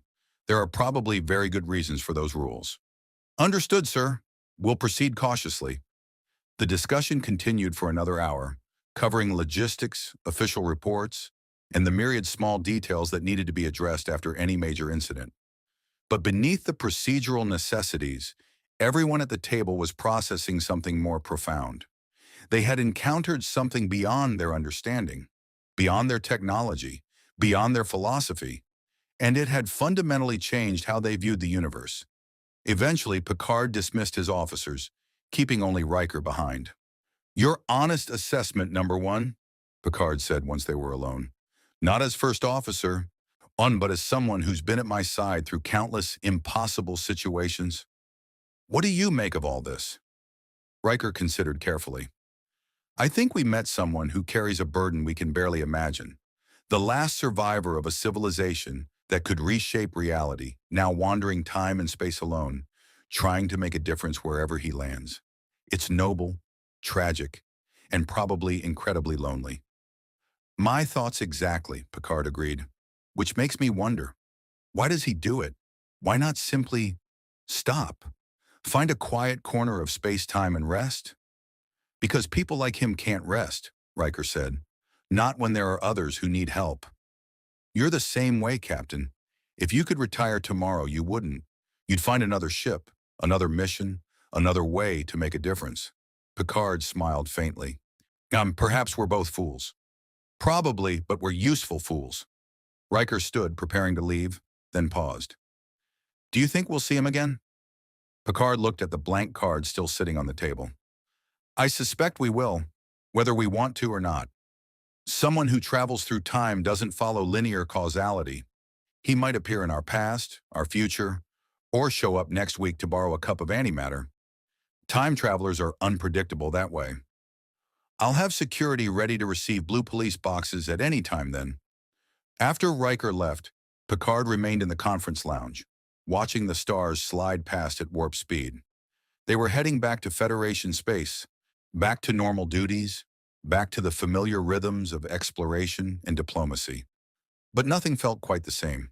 He had seen time from the outside, had stood in a machine that existed across dimensions, had worked alongside a being who had witnessed civilizations rise and fall, who had fought in a war that had to be erased from history to prevent it from destroying reality. The universe suddenly felt larger, more complex, more mysterious, and somehow that was comforting. "Computer, resume log," Picard said. "Recording," the computer confirmed, though its voice still carried that faint British lilt. "Personal note," Picard continued. "In my years of service, I have encountered many remarkable individuals. Warriors, diplomats, scientists, philosophers. But the Doctor may be the most remarkable of all. Not because of his technology or his knowledge, though both are extraordinary, but because despite carrying the weight of his entire civilization's extinction, despite possessing the power to reshape history itself, he chooses to help, to save lives, to make impossible odds look manageable through sheer determination and clever thinking." He paused, gathering his thoughts. "He reminded me why we explore, why we venture into the unknown despite the risks. It's not for glory or resources or territorial expansion. It's because there are people out there who need help, civilizations that deserve to exist, lives that have value simply because they are lived." The Doctor understands this at a fundamental level, and in working with him, I was reminded that this commitment to protecting life, to seeking out those in need, this is what Starfleet is truly about. Another pause. "I hope we meet again. But more than that, I hope that when we do, it's under better circumstances. Perhaps simply for tea and conversation, rather than temporal apocalypse. Though knowing the Doctor, that may be wishful thinking." End log. Picard stood, collected his cold tea, and headed for the door. Tomorrow he would write the official report, carefully wording it to satisfy Starfleet while protecting the Doctor's secrets. Tomorrow he would review Data and Geordi's proposals for temporal detection systems. Tomorrow he would resume the comfortable routine of command. But tonight he would visit 10 Forward, have a drink with Guinan, and tell her about the remarkable man with the blue box who saved 400 million lives on 20% odds. She would understand. Guinan always understood. As he walked through the corridors of his ship, Picard noticed something odd. Crew members were smiling more than usual, laughing, sharing stories in the mess halls. It was as if the entire ship felt lighter somehow. He paused by a viewport, watching the stars stream past, and realized what it was. They had faced impossible odds and won, had encountered something beyond their understanding and survived, had worked alongside a legend and succeeded. The Enterprise's crew had always been excellent, but now they knew, truly knew, that they could handle anything the universe threw at them, even time itself. Picard smiled and continued toward 10 Forward. It had been a very good day indeed. 3 days later, the Enterprise was cruising through Federation space at a leisurely warp 6 en route to Starbase 157 for routine crew rotations and system maintenance. The temporal crisis at Sigma Draconus had faded into the realm of mission reports and official documentation, and the life aboard the Enterprise had returned to its comfortable routine until the TARDIS materialized in 10 Forward. It happened during peak hours. The lounge was filled with off-duty crew members enjoying drinks, conversation, and the view of streaking stars through the massive viewports. Guinan stood behind the bar, mixing something elaborate for a bemused Lieutenant Worf, when that familiar grinding, wheezing sound filled the air. The blue police box faded into existence between 2 occupied tables, causing several crew members to spill their drinks in surprise. The door flew open, and the Doctor emerged looking considerably more disheveled than when he'd left. His suit was singed in places, his hair was smoking slightly, and he was holding what appeared to be a severely damaged sonic screwdriver. "Guinan!" he exclaimed, spotting the bartender immediately. "Wonderful to see you. Is the captain available?" "No, wait, don't answer that. Of course he is. Well, probably is," 70% probability, maybe 60. Time's funny. He noticed the staring crew members. Hello, don't mind me. Just passing through. Actually, not passing through. Stopping. Specifically stopping. With intent to stay for a bit. Is that Earl Grey I smell? Gunan's expression was utterly unsurprised, as if time machines appeared in her bar regularly. Doctor, it's been a while. The doctor stopped mid-stride. Has it? Oh, right, yes, linear time. You're all stuck in it. Must be terribly limiting. Wait, you know me? We've met, Gunan said with her characteristic mysterious smile. Though from your perspective, we haven't. Yet, time travel makes grammar complicated. Tell me about it. I've attended my own funeral twice. Very awkward both times. The doctor collapsed into a chair, finally noticing his smoking jacket. Oh, that's not good. Temporal feedback burn. The TARDIS is having a very bad day. I'm having a very bad day. We're all having a very bad day. By now, the initial shock had worn off, and several crew members had activated their comm badges. Within minutes, Picard arrived, accompanied by Riker, Data, and, inevitably, a security detail led by Worf. Doctor, Picard said, managing to sound both welcoming and cautious simultaneously. This is unexpected. Is it? The doctor looked genuinely confused. Oh, you mean because I left 3 days ago? Right. Linear time. For me, it's been several weeks and at least 4 catastrophes. Possibly 5 if you count the thing with the adipose. But that was more embarrassing than catastrophic. Anyway, I need your help. Riker stepped forward. What kind of help? The doctor held up his damaged sonic screwdriver. The temporal parasite we destroyed? Turns out we didn't destroy it. We fragmented it, scattered it across multiple timelines.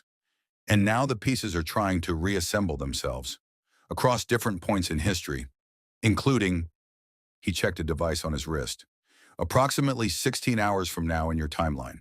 Well, 15 hours, 53 minutes. I'm rounding. Picard's command instincts engaged immediately. Explain. The doctor pulled out his temporal compass, which was spinning wildly. The parasite was more resilient than I thought. When we dispersed it, the fragments retained a form of distributed consciousness.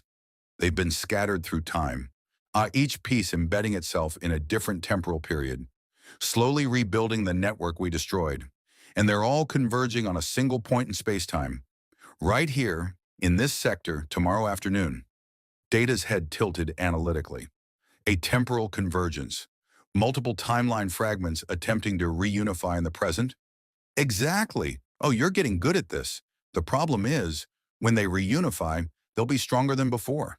They've been feeding on minor temporal paradoxes across dozens of different eras, growing, learning. If they successfully reassemble, the new entity will be powerful enough to destabilize not just one planet, but potentially entire star systems. Worf growled. How do we stop it? That's where things get complicated. The doctor stood, pacing. And we can't just disperse it again. It's learn that trick. We need to actually destroy it this time. Completely, permanently, which means tracking down each temporal fragment in its specific time period and neutralizing it before they can converge. Picard understood immediately. Time travel. Lots of time travel. The TARDIS is capable, but she's still recovering from our last encounter with this thing. She can manage maybe 3 or 4 temporal jumps before her systems need serious rest. But there are at least 8 fragments scattered across your local history, each one requiring precise intervention at a specific moment. Riker looked at Picard. Captain, Starfleet has strict protocols about temporal manipulation. The Department of Temporal Investigations would take weeks to approve any action, Picard interrupted. By which time the fragments will have reassembled. He turned to the doctor. You're asking us to deliberately violate temporal protocols to prevent a larger catastrophe. I'm asking you to save lives, and the doctor corrected gently. Again, potentially millions of them, depending on how fast this thing spreads once it reforms. And yes, it'll require bending some rules, possibly breaking them, definitely confusing the people who enforce them. But Captain, his expression was serious, all manic energy temporarily set aside. I wouldn't ask if there was another way.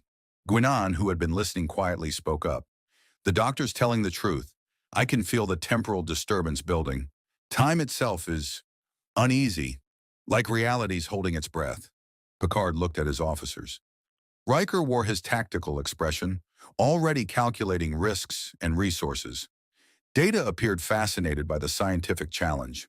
Worf looked ready to fight anything, even time itself if necessary. The captain made his decision. We'll help. But doctor, this time we do things my way. Proper planning, clear objectives, minimal risk to the timeline. No improvisation, no 20% odds. We go in with a plan that has a reasonable probability of success. The doctor's grin was brilliant. See, that's why I like you, Captain. You're sensible, methodical, completely wrong about the no improvisation part, but your heart's in the right place. Doctor, I'm joking, mostly. Planning is good. Love a good plan. Usually deviate from it within minutes. But the planning stage is still valuable. He pulled out a larger device from his coat pocket, bigger on the inside naturally, and activated a holographic display showing 8 glowing points scattered across a timeline. These are the fragment locations. Each one has embedded itself in a significant moment in local history. Look, here's one during the Romulan conflict of 2026, another during the first contact with the Vulcans, one during Earth's Eugenics Wars. Data leaned in, analyzing the temporal coordinates. Doctor, some of these periods are extremely sensitive. Any alteration could create paradoxes with far-reaching consequences, which is why we need to be surgical, precise. Get in, neutralize the fragment, get out without changing anything else. No meeting yourself, no preventing your own birth, no accidentally becoming your own grandfather. Standard temporal hygiene. Geordi had arrived during the explanation, drawn by reports of the TARDIS's reappearance. How do we neutralize these fragments without the kind of massive temporal discharge we used at Sigma Draconus? Ah, excellent question. The doctor produced what looked like a pen but glowed with soft blue light. Temporal inhibitor. Point it at a fragment, activate it, and it essentially freezes that piece of the parasite in a single moment of time. No past, no future, just eternal present. The fragment can't feed, can't grow, can't move. Effectively dead without actually destroying it and releasing temporal energy. He tossed the pen to Geordi, who caught it and immediately began scanning it with his tricorder. I've got 7 more of these, the doctor continued. One for each fragment. The 8th one, the largest piece, the one that's serving as the convergence point. That one we'll need to handle differently. That one requires direct intervention at the moment of convergence. Which is when? Picard asked. Tomorrow, 1447 ship's time, at precisely these spatial coordinates. The doctor input data into the holographic display, showing a location approximately 3 light-years from the Enterprise's current position. Empty space now, but at that moment, it'll be a focal point where 8 different timelines intersect. That's when the fragments will attempt to reunify. Riker was already working through logistics.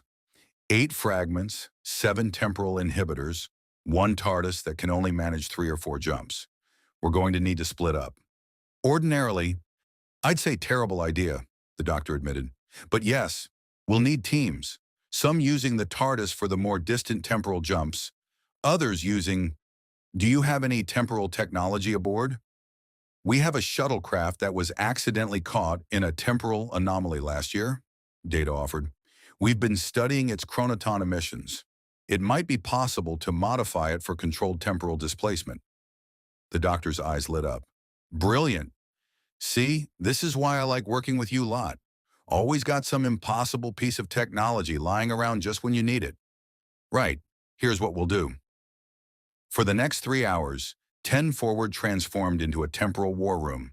The doctor, Data, Way and Geordi worked on modifying the shuttlecraft, which had been named the Temporal Arrow by engineering staff with a sense of humor, while Picard coordinated with his senior staff on team assignments and mission parameters. The plan that emerged was audacious, dangerous, and absolutely necessary. Team 1. The Doctor and Data would take the TARDIS to the furthest temporal fragments, the ones during the Eugenics Wars and the Romulan conflict. Data's positronic brain could process temporal paradoxes without the psychological strain that affected organic minds. making him ideal for high-risk temporal operations. Team 2. Picard and Worf would use the modified shuttle to address two fragments during the mid-23rd century, including one during the original Enterprise's encounter with the Guardian of Forever. When the irony of using time travel to visit an even earlier time travel incident was not lost on anyone. Team 3. Riker and Troy would handle two fragments from the late 21st century, including one embedded in the Reconstruction period following World War III. Team 4. Geordi and a specially selected engineering team would manage the fragment during first contact, requiring extreme caution to avoid disrupting that pivotal moment in human history. That left the eighth fragment, the convergence point, for a combined operation involving everyone who survived their individual missions. "I don't like splitting up," Worf grumbled as they reviewed the assignments. "Neither do I," Picard admitted, "but we have limited resources and limited time. And this is the only way to address all fragments before they reunify." The doctor was making final adjustments to the temporal arrow, arguing with the shuttle's computer about proper temporal shielding protocols. "You know what I appreciate about Starfleet?" he called over to Picard.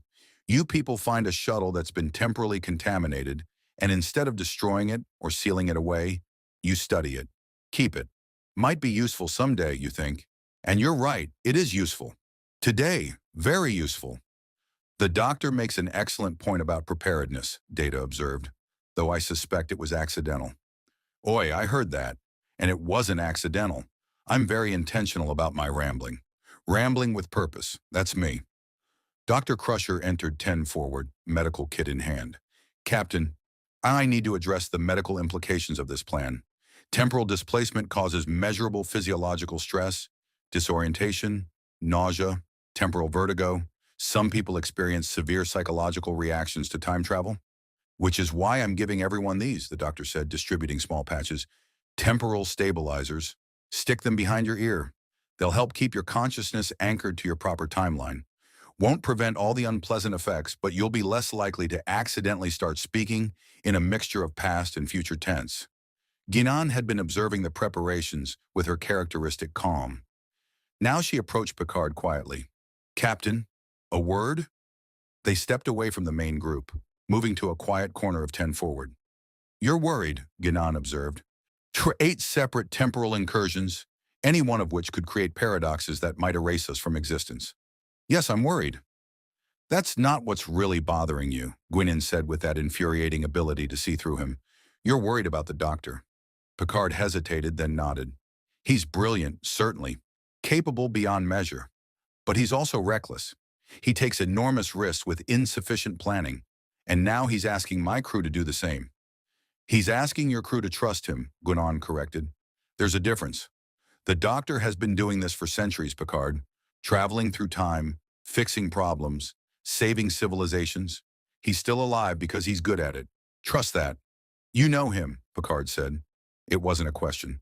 "I've known him in various forms. Met his 4th incarnation once. His 6th twice, his 8th briefly. This one, the 10th, he's carrying more grief than the others, but also more hope.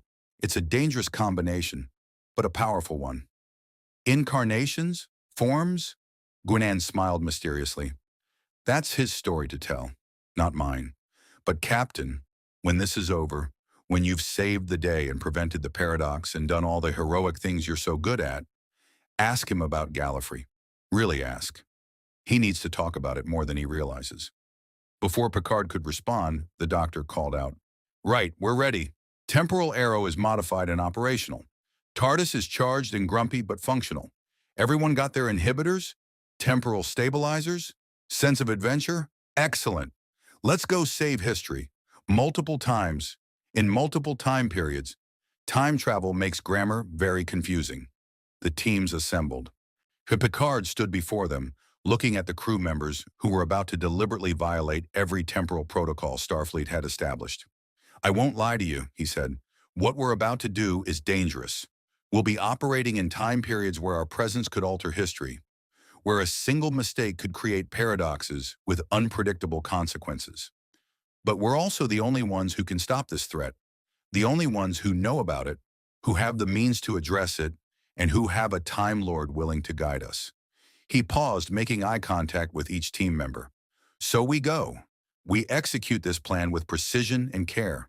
We neutralize these temporal fragments, and we return to the present without changing history. Understood? Understood, sir, came the unified response. Well, and then let's make it so. Teams 1 and 2 headed for the TARDIS and the Temporal Arrow, respectively. The doctor gave Picard a jaunty salute as they parted. See you in the past, Captain, or the future, or possibly both. Time travel makes meeting times very flexible. Picard watched the TARDIS dematerialize with that impossible grinding sound.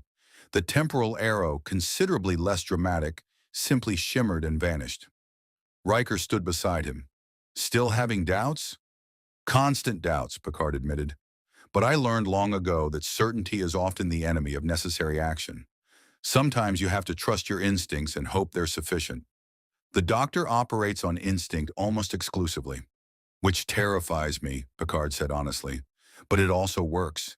He survived this long doing things his way. Perhaps there's wisdom in chaos after all. They turned toward the shuttle bay where their own temporal mission awaited. Mr. Worf, Picard said to his security chief, ready to travel through time? The Klingon warrior's grin was fierce.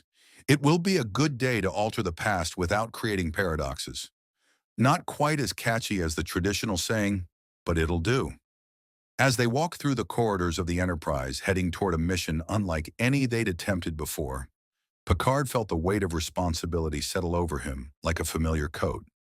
They were about to rewrite the rules of temporal engagement, break protocols that existed for very good reasons, risk creating paradoxes that could unravel causality itself, all to stop a predator that fed on broken timelines from becoming strong enough to threaten the galaxy. Picard smiled grimly. Just another day in Starfleet. Earth, 1996. The Eugenics Wars. The TARDIS materialized in a back alley in Chandigarh, India, manifesting behind a dumpster with her usual temporal flair. The Doctor and Data emerged into a world on the edge of chaos. Smoke rose from burning buildings several blocks away. The sound of distant gunfire echoed through narrow streets. Overhead, military helicopters patrolled in pairs, their searchlights cutting through the gathering dusk. The Eugenics Wars, the doctor said grimly, scanning the area with his sonic screwdriver. 1992 to 1996. Genetically enhanced humans, augments, attempting to seize control of Earth. Khan Noonien Singh and his contemporaries. Brilliant minds trapped in the delusion that genetic superiority equals the right to rule. Seen it before?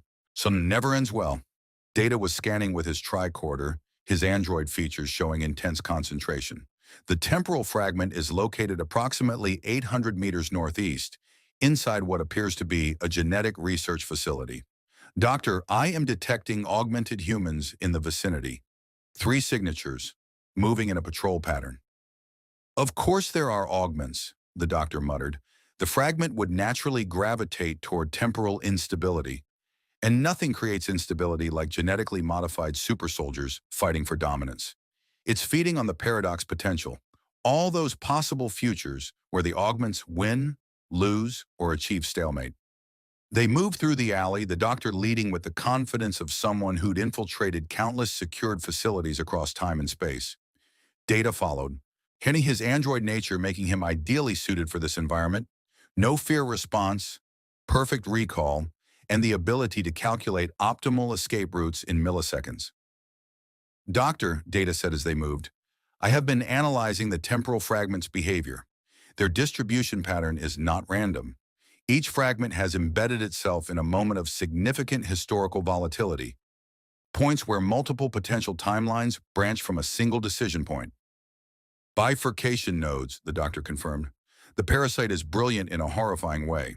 By anchoring itself to moments of maximum temporal uncertainty, it ensures a constant feed of paradox energy. Every time someone makes a choice at one of these nodes, reality splits slightly and the fragment feeds on that split.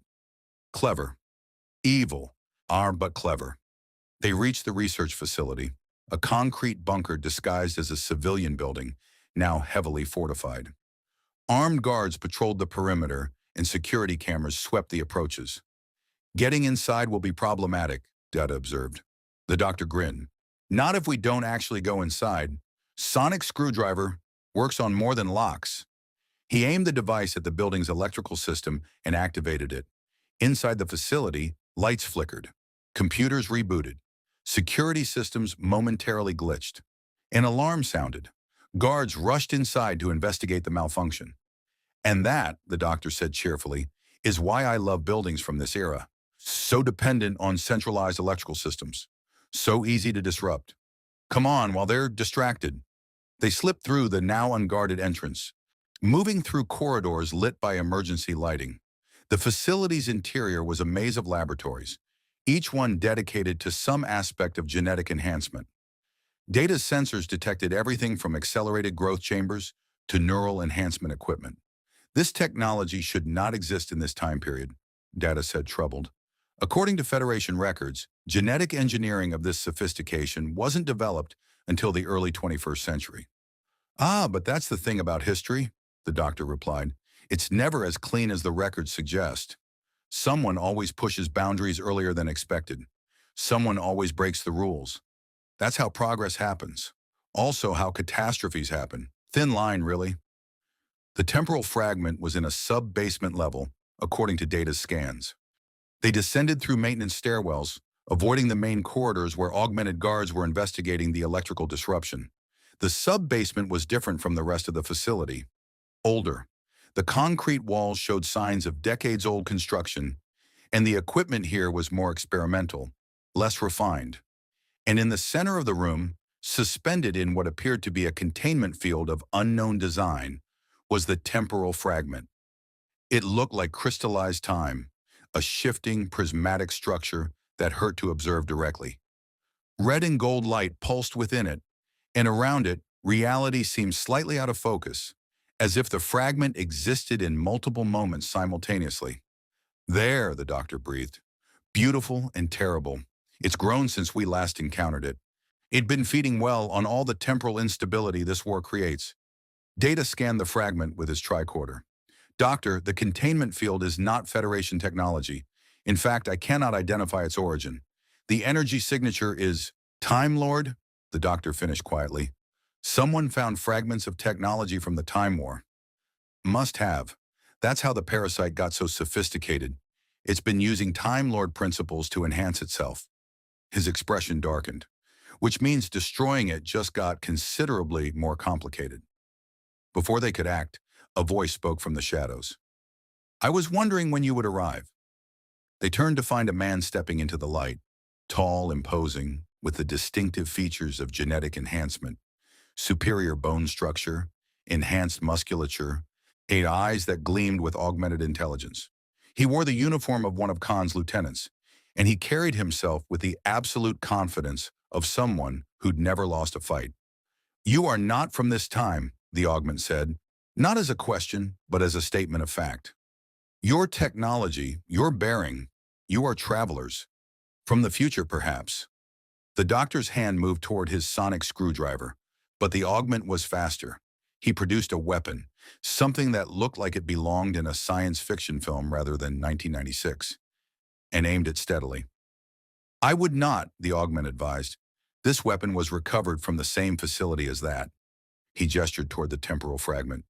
I do not fully understand its function, but I know it is lethal. A particle disintegrator, Data identified calmly. 24th century technology. Oh, how did you acquire this? The augment smiled. The same way I acquired knowledge of temporal mechanics that should not exist in this era. The same way I learned to stabilize that fragment and use its energy to enhance our genetic modifications. Something has been teaching me, showing me things. Knowledge from times yet to come. The doctor's eyes widened with horrified understanding. The fragment, it's not just feeding on temporal paradoxes, it's creating them. Teaching you things from the future to ensure those things get invented earlier, which creates more timeline instability, which feeds it more energy. It's turned you into a paradox generator. It has given us power, the augment corrected. Power to accelerate human evolution, to create a better species, unburdened by weakness and limited potential. Soon, We will have the technology to ensure our victory, to reshape humanity in our superior image. You realize you're speaking to an android and a Time Lord, yes? The doctor said conversationally. Your superior human speech is rather wasted on us. I'm not human at all, and data here is more advanced than any genetic enhancement you could dream up. No offense, Data. None taken, Doctor. The augment's expression hardened. Then you understand why this moment is critical. Why I cannot allow you to interfere. The fragment stays. Our evolution continues. And you, he raised the disintegrator, become unfortunate casualties of progress. What happened next occurred in less than 2 seconds, but would be analyzed by Data's perfect memory for hours afterward. The doctor moved his sonic screwdriver in a specific pattern, creating a harmonic resonance that interfered with the disintegrator's power cell. The weapon sparked and died. Data, moving with android speed, crossed the distance to the augment in zero point 0.3 seconds and applied a Vulcan nerve pinch, ironic given the technique's origin, rendering the enhanced human unconscious. And the doctor, in the same fluid motion, activated the temporal inhibitor and aimed it at the fragment. Blue light erupted from the device, washing over the crystalline structure. The fragment's pulsing slowed, then stopped. The temporal distortion around it stabilized, then locked. In the span of a heartbeat, the fragment transitioned from a living, growing threat to a frozen moment in time, eternally present, never past, never future. Got it, the doctor exclaimed. 1 down, 7 to go. But something was wrong. And the fragment was frozen, yes, but Data's tricorder was showing anomalous readings. Doctor, the temporal stabilization is propagating. The fragment is locked, but the effect is spreading to the surrounding temporal structure. This entire facility is beginning to experience temporal stasis. The doctor checked his own instruments and swore in Gallifreyan. The Time Lord technology in the containment field is interfering with the inhibitor. It's amplifying the effect. We need to leave now, before we get caught in the stasis field. They ran for the stairs, Data carrying the unconscious augment. They couldn't leave him to be frozen in time. Behind them, the stasis effect spread like crystallization, freezing the sub-basement in a single eternal moment. They burst into the facility's main level, just as the stasis field reached its maximum extent. Behind them, the entire sub-basement and everything in it became locked outside the normal flow of time. That was closer than I'd like, the doctor panted, checking his readings. But the fragment is neutralized. Can't feed, can't grow, can't reach the convergence point. Success. Messy success, but success nonetheless. Data set down the augment gently, ensuring he was breathing normally. What will happen to him when he awakens? He'll remember something strange happened, might even retain some of the knowledge the fragment fed him. But without the fragment to guide him, without that temporal influence, he'll be just another augment. Brilliant, dangerous, but ultimately defeated like the rest of them. History remains on track. They made their way back to the TARDIS, leaving the facility behind as augmented guards began emerging from the building, confused about the temporal distortion, but unable to access the now frozen sub-basement. Inside the TARDIS, the doctor collapsed against the console, exhausted. 1 down. How are you holding up, Data? The android ran a self-diagnostic. All systems functional. However, I am troubled by the augment's words. The fragment was actively teaching him, actively creating paradoxes to feed itself. That level of strategic thinking is concerning. It's learning, the doctor agreed grimly. Every time we fight it, it learns from us. Gets smarter, more dangerous. Which means the remaining fragments will be harder to neutralize. It'll have adapted, found new defenses, and new strategies. He pulled himself upright and began inputting coordinates for their next destination. But we've got something it doesn't have, unpredictability. Well, you're very predictable, Data, but in a good way. Reliable. I'm unpredictable. Together we're something. Not sure what, but something effective. An interesting tactical philosophy, Data observed. Worked for 900 years. Can't argue with results. The doctor activated the dematerialization circuit. Next stop, 2266, during the Romulan conflict. Different kind of war, different kind of challenge. Ready? Always, Doctor. The TARDIS dematerialized from 1996, leaving behind a frozen moment in a sub-basement and one very confused augment, who would, in a few hours, try to explain to his superiors why he'd lost an entire laboratory to impossible temporal physics. One history would record that the genetic research facility in Chandigarh suffered a catastrophic containment failure in 1996, resulting in the permanent sealing of its sub-basement levels. The official explanation would involve radiation contamination. The truth, that a Time Lord and an android had frozen a temporal parasite outside of time itself, would remain unknown, for now. Meanwhile, Earth orbit 2063 Geordi LaForge materialized on the observation deck of Earth's first warp-capable ship, the Phoenix, with his engineering team, trying very hard not to think about the fact that he was standing in one of history's most critical moments. Through the viewport, he could see Earth below, still scarred from World War III. And somewhere up there, invisible to current sensors, the Vulcan survey ship Tiplanahath was approaching. I'm about to make first contact and change humanity's destiny forever. Sir, Lieutenant Barnes whispered urgently, the temporal fragment is located in the Phoenix's warp core, but Captain Cochrane is about to conduct his first warp flight. If we interfere, I know, Geordi said quietly. We could prevent first contact from happening, delay humanity's entry into the galactic community, alter the entire timeline. He checked his readings. But if we don't neutralize the fragment, it'll reach the convergence point, and the resulting entity will be powerful enough to erase first contact retroactively anyway. We're damned if we do, damned if we don't. Then we'd better do it right, Barnes said. They moved through the Phoenix's cramped interior, barely larger than a Starfleet shuttle, whiny cobbled together from military hardware and scientific genius. Geordi had seen historical recreations, but being here, seeing the actual vessel, feeling the barely contained energy of that primitive warp core, it was humbling. Zephram Cochrane was in the cockpit, running pre-flight checks, unaware that his ship had been briefly visited by people from his future. The temporal fragment had embedded itself in a maintenance junction near the warp plasma injectors, close enough to the core to feed on the massive energy release of the first warp jump, but hidden enough to avoid detection. There, Geordi said, his visor showing him the fragment's temporal signature. Barnes, give me the inhibitor. But as Barnes reached for the device, alarms sounded. Not ship alarms, temporal alarms on their own equipment. Sir, I'm reading temporal distortions, multiple sources. It's like... Barnes checked his readings again, disbelieving. It's like the fragment is calling for help. The air shimmered, and suddenly the small crew compartment was filled with temporal echoes, the same kind they'd fought in Sigma Draconus, but more refined, more purposeful. These weren't mindless manifestations. These were defenders.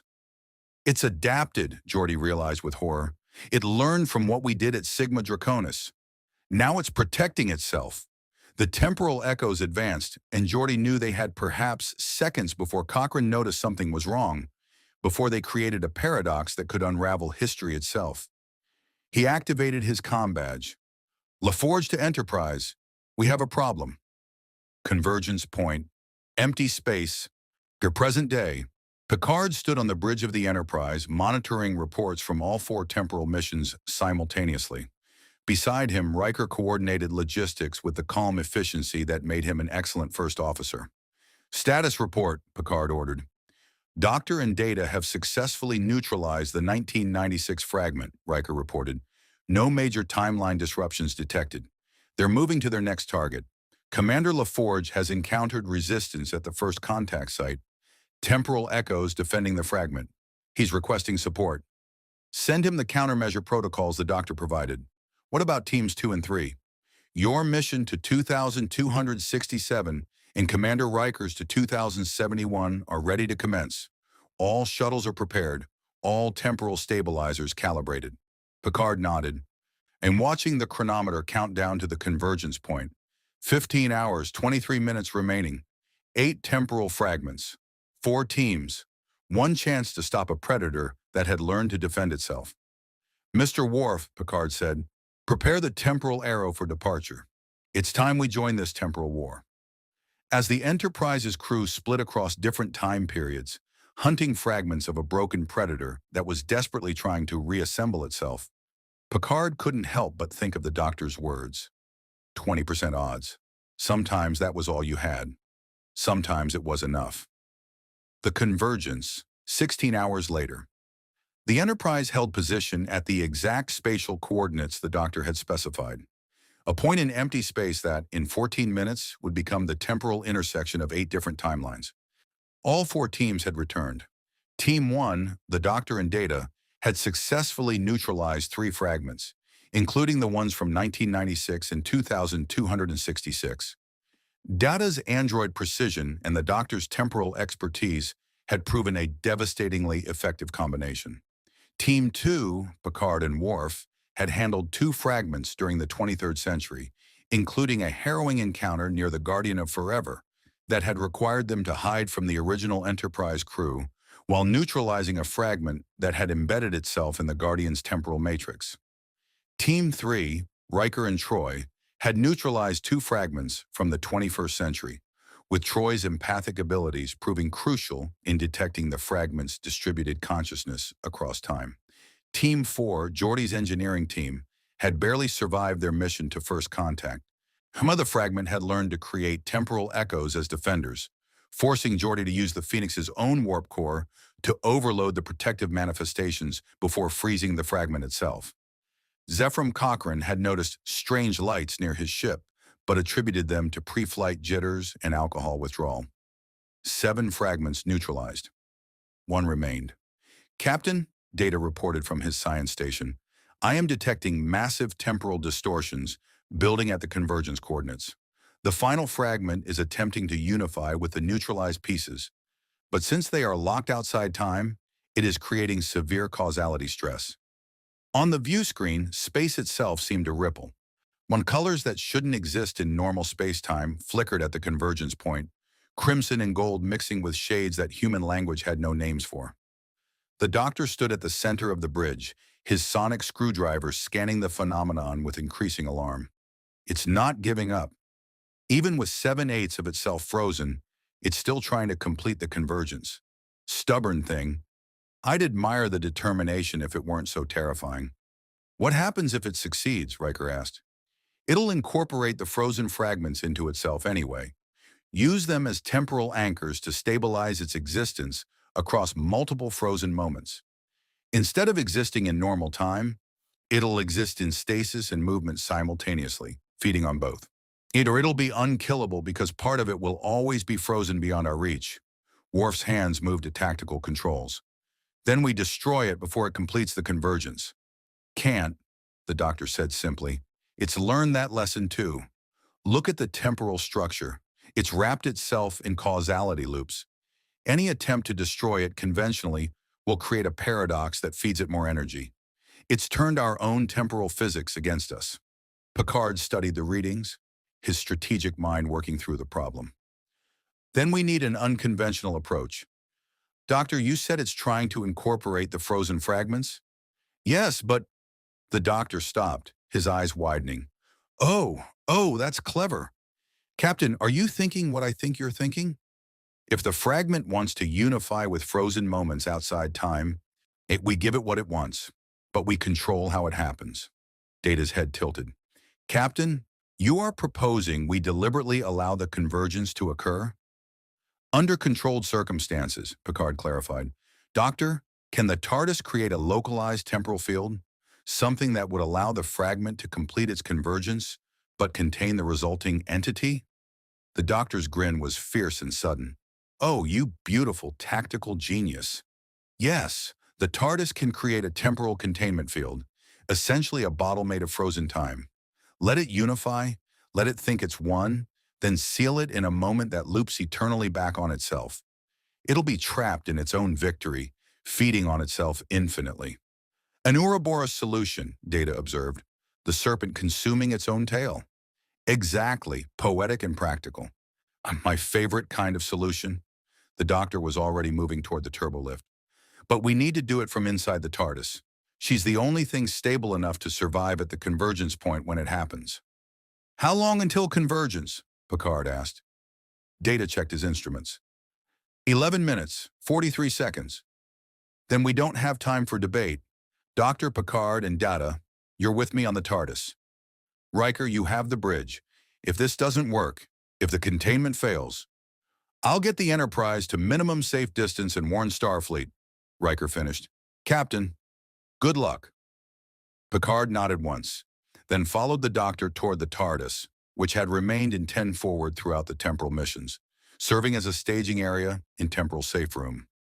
Geordi met them there, so carrying a hastily assembled device that looked like a marriage between Starfleet technology and TARDIS components.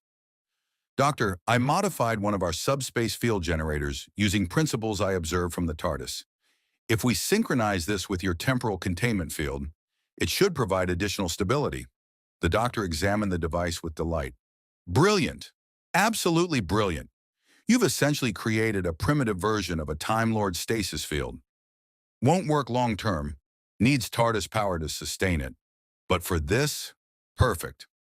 They entered the TARDIS, and the doctor immediately began preparing the ship for something she'd rarely been asked to do. Deliberately position herself at the exact center of a temporal catastrophe. TARDIS, old girl, the doctor said softly, patting the console. Hot, I know you're still recovering from our last encounter with this thing, but I need you to do something dangerous, something possibly stupid, something very, very me. The TARDIS's time rotor pulsed, not her usual steady rhythm, but something that almost sounded like a sigh. I'll take that as grudging acceptance, the doctor said. Right, everyone hold on to something solid. This is going to be bumpy. Picard gripped the console railing. Data stood with android stability. Geordi held his modified field generator carefully. The doctor's hands danced across the controls with practiced chaos. Dematerializing in 3, 2, 1. The TARDIS vanished from 10 forward and rematerialized at the convergence point. Immediately, everything went wrong. The ship lurched violently. The console exploded in showers of sparks. While the lights flickered between gold and crimson, and through the TARDIS's translucent doors, they could see the convergence happening.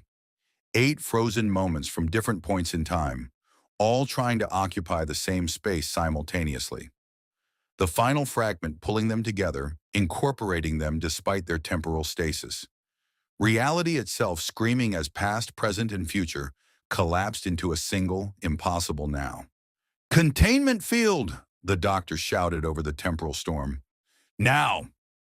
He activated the TARDIS's systems while Geordi synchronized the Starfleet field generator.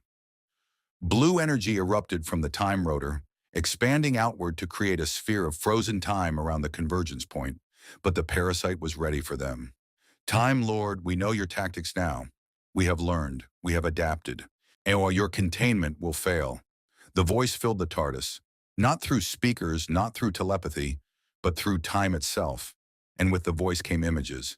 They saw what the parasite had become, no longer just a predator feeding on broken timelines, but something far worse.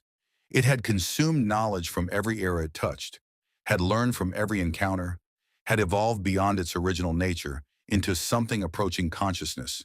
It understood strategy, understood sacrifice, understood that even if this body died, the concept it represented, temporal predation, feeding on causality itself, would survive, would be remembered, would inspire others.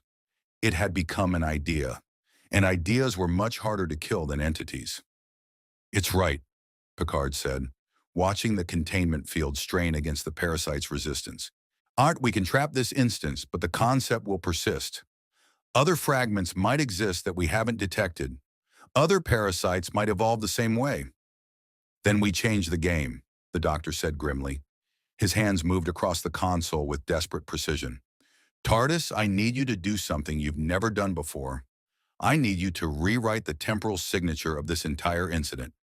Make it so the parasite never learned to be intelligent, never evolved beyond basic temporal scavenging. Data's eyes widened. Doctor, you are proposing to alter the fundamental nature of the entity's evolution across time. That would require... I know what it requires, the doctor snapped. Then more softly, I'm sorry, I know. It requires rewriting time on a massive scale. It requires changing events that have already occurred across multiple timelines. requires exactly the kind of temporal manipulation that Time Lords swore never to do except in the most extreme circumstances. He looked at Picard, and in his eyes was the weight of 900 years of impossible choices. Captain Jean-Luc, if I do this, I'll be violating every principle my people held sacred. The laws of time exist for good reasons, changing what has already happened, even to prevent something worse. It's the road to temporal tyranny, the road my people walked during the Time War. But if I don't, he gestured at the convergence, where the parasite was slowly overwhelming their containment field. This thing spreads, becomes unkillable, feeds on history itself until there's nothing left but temporal predators and collapsed timelines. Picard understood the question behind the words. The doctor was asking permission, asking for validation that this choice, this terrible necessary choice, was the right one. Do it, Picard said firmly. Save the timeline, whatever it takes. The doctor nodded once, then turned back to the console. His expression was terrible to behold, grief and determination mixing into something beyond human emotion. TARDIS full temporal rewrite, authorization theta sigma, priority omega protocol, target temporal parasite entity, all instances across local timeline. Rewrite parameter, reduce to base consciousness, eliminate learned adaptations, return to state before Time War exposure. The TARDIS protested, not in words, but in the grinding of her engines, the flickering of her lights. What he was asking was dangerous, potentially catastrophic, could create paradoxes that would damage causality permanently. I know, the doctor whispered to his ship. I know it's dangerous, but we're out of options. Please. The time rotor pulsed once, an acknowledgement, an acceptance, and then the TARDIS screamed. Not the normal wheeze grind of dematerialization, not the musical hum of her engines, but a sound that was the temporal equivalent of reality being torn apart and stitched back together.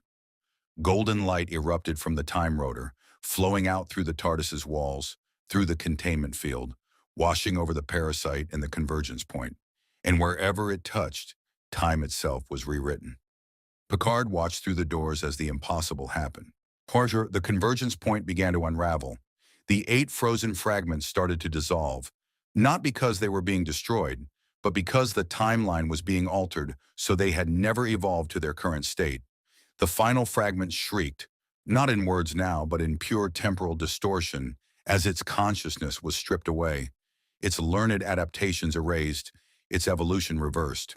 In seconds that lasted eternities, the intelligent temporal predator that had threatened the galaxy was reduced back to what it had been originally, a minor fluctuation in damage causality, barely conscious, incapable of the sophisticated strategies it had developed.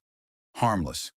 The golden light faded, the convergence point stabilized, and where there had been a cosmic threat, there was now just nothing.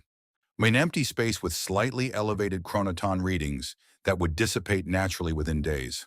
The doctor collapsed against the console, utterly exhausted. It's done, he whispered. It's over. Data scanned the area thoroughly. Confirmed. The temporal fragments are gone. The parasite has been reverted to base state and dispersed across the background temporal radiation. Captain, by all measurements, the threat has been neutralized. Geordi checked his field generator, which had now powered down. The timeline's stable. No paradoxes detected. Whatever the doctor did, it worked. Picard moved to stand beside the doctor, placing a hand on the Time Lord's shoulder. You did it. I broke the laws of time, the doctor said quietly. I rewrote history, changed what had already occurred.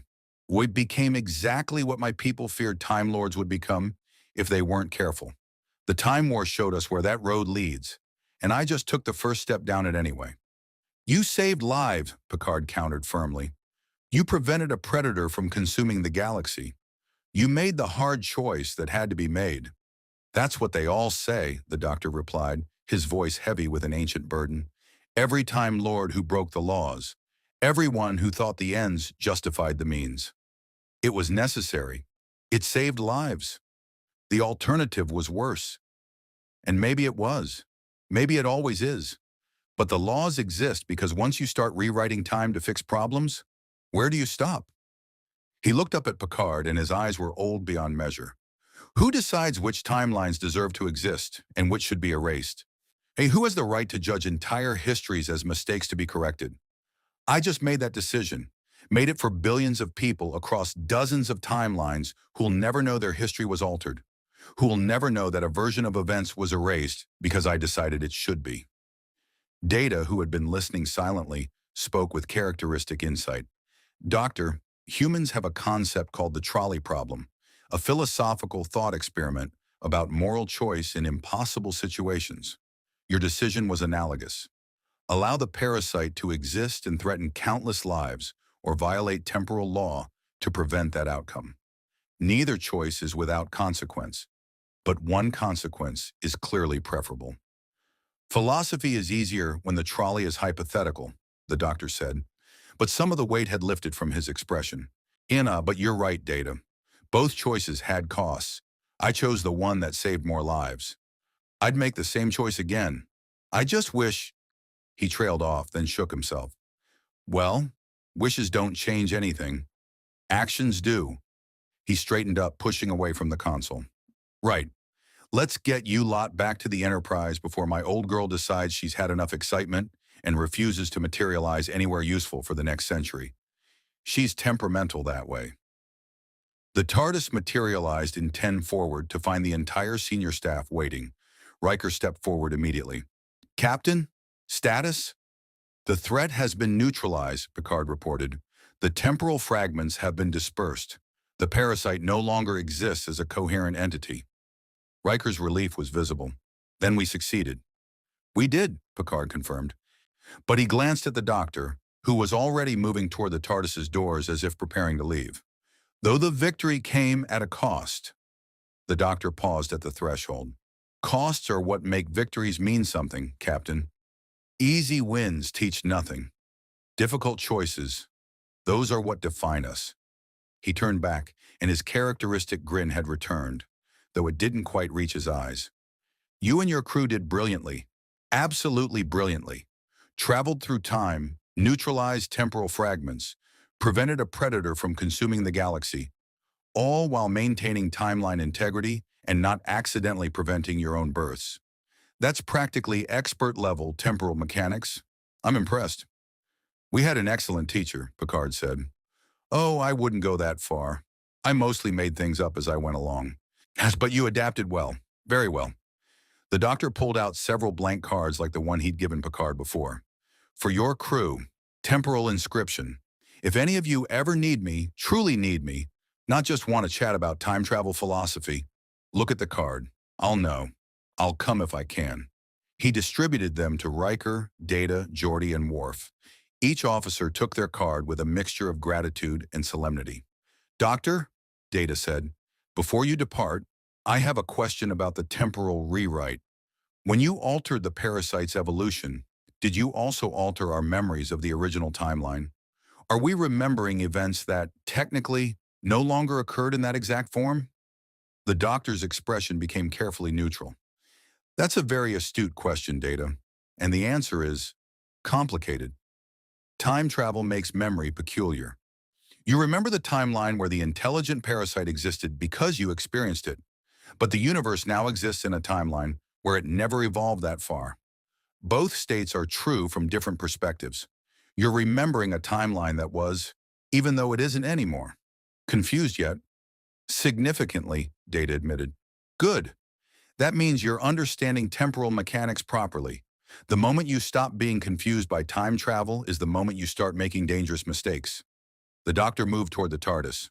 Right, I'm off. Universe to explore, impossible things to attempt, people to help, the usual. Doctor, Picard called as the Time Lord reached the door.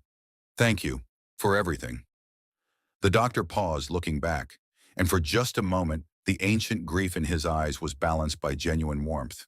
Thank you, Captain, for reminding me that even when you're the last of your kind, you're never truly alone.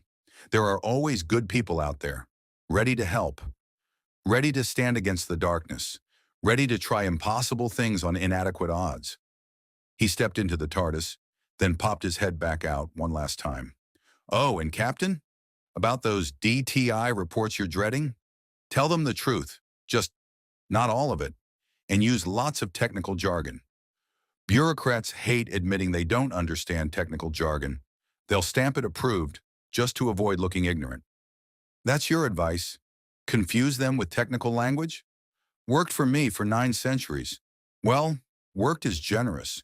Delayed inevitable consequences is more accurate. Potato, potato. He grinned. Allons-y. The door closed. The grinding, wheezing sound filled 10 forward, and the blue police box faded from existence, leaving only a slight temporal afterimage that dissipated within seconds. Picard stood in the center of 10 forward, holding his blank card, surrounded by his crew.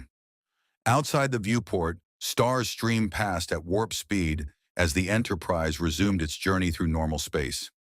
"Captain?" Riker asked quietly. "Are you all right?" Picard considered the question.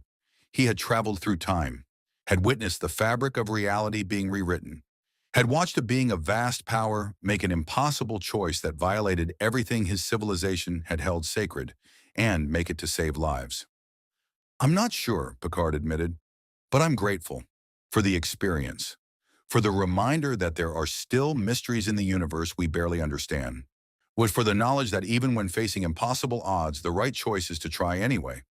He looked at his assembled crew, this family he had built among the stars. "The Doctor showed us something important, that rules, even sacred ones, sometimes must bend in service of a greater good, but also that such choices should never be made lightly, that the weight of altering reality should be felt, acknowledged, and respected." He paused. "We'll remember this, all of it, and we'll be better officers, better people, for having experienced it." Worf rumbled his agreement. It was a good day to save the timeline. "Indeed it was, Mr. Worf," Picard smiled. "Indeed it was. Now, I believe we all have reports to file, and Mr. LaForge, I trust you'll include sufficient technical jargon to satisfy the Doctor's recommendation?" Geordi's grin was wicked. "Well, absolutely, Captain. I'm thinking a full breakdown of dimensionally transcendental engineering principles, temporal resonance harmonics, and chronoton cascade theory. Should run about 40 pages. "Perfect. Make it so." As the crew dispersed, returning to their normal duties, Picard remained in 10 forward for a moment longer. Guinan approached, having observed everything from her characteristic position behind the bar. "You met him," she said simply. "Really met him. Not just encountered him, but understood him." "I think I did," Picard agreed. "He's brilliant, impossible, terrifying, and desperately lonely." "All Time Lords are lonely," Guinan said. "When you live that long, when you see civilizations rise and fall like seasons, everyone else becomes temporary, ephemeral. But the Doctor fights against that loneliness by making connections anyway, by caring anyway, by helping anyway. It must be exhausting." "It is, but it's also what makes him worth knowing." Guinan poured Picard a drink, something amber and warming. "He'll be back. Maybe not soon, maybe not for years. But eventually that blue box will appear again, and you'll have another impossible adventure." Picard accepted the drink. "I find myself looking forward to it." "Of course you do. You're more alike than you think. You and the Doctor, both captains navigating impossible situations, both making difficult choices for the greater good, both refusing to give up no matter the odds." She raised her own glass. "To impossible odds, and to those foolish enough to face them anyway." Picard touched his glass to hers. "To impossible odds."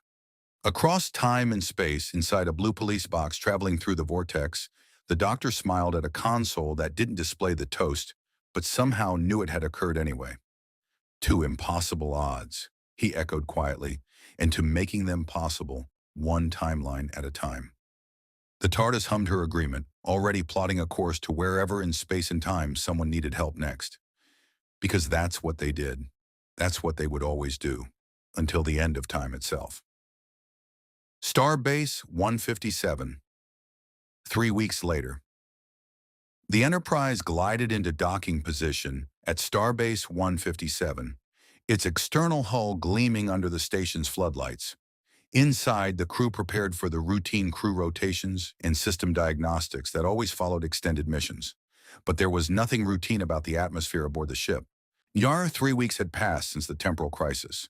3 weeks of writing reports, analyzing data, and trying to explain the unexplainable to Starfleet Command. 3 weeks of discovering small changes, subtle ripples in the timeline that the Doctor's temporal rewrite had created. Nothing major, nothing catastrophic. But enough to notice. Lieutenant Barclay had discovered that a paper he'd written on transporter theory 3 years ago now contained equations he didn't remember writing, equations that were correct, brilliant even, but that seemed to have appeared in his work as an echo of the altered timeline. Ensign Rodriguez in stellar cartography had found discrepancies in historical star charts, minor variations in recorded positions that suggested the timeline had been nudged slightly to the left, like a painting shifted on a wall. And Picard himself had noticed that his personal logs from the Stargazer years contained references to temporal phenomena he had no memory of observing. The timeline had been rewritten, but the echoes of what had been remained, ghosting through the edges of recorded history. Captain's log supplemental, Picard recorded in the privacy of his ready room. We have arrived at Starbase 157 for scheduled maintenance and crew rotation. The temporal crisis at Sigma Draconus and subsequent fragment neutralization missions have been officially documented, though I suspect our reports will generate more questions than answers. He paused, gathering his thoughts. The Department of Temporal Investigations has reviewed our data and deemed the incident resolved with acceptable timeline stability. I suspect this classification owes more to their inability to fully understand what occurred than to any comprehensive analysis. Commander LaForge's report alone contained enough technical specifications to occupy DTI analysts for months. A slight smile crossed his features. The doctor's advice proved sound. Confusion does indeed breed bureaucratic acceptance. He grew more serious. But beyond the official records and reports, this incident has affected the crew in ways that may take months or years to fully manifest. We have seen time from the outside. We have witnessed causality being rewritten.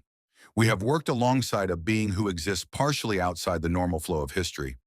Such experiences change one's perspective fundamentally.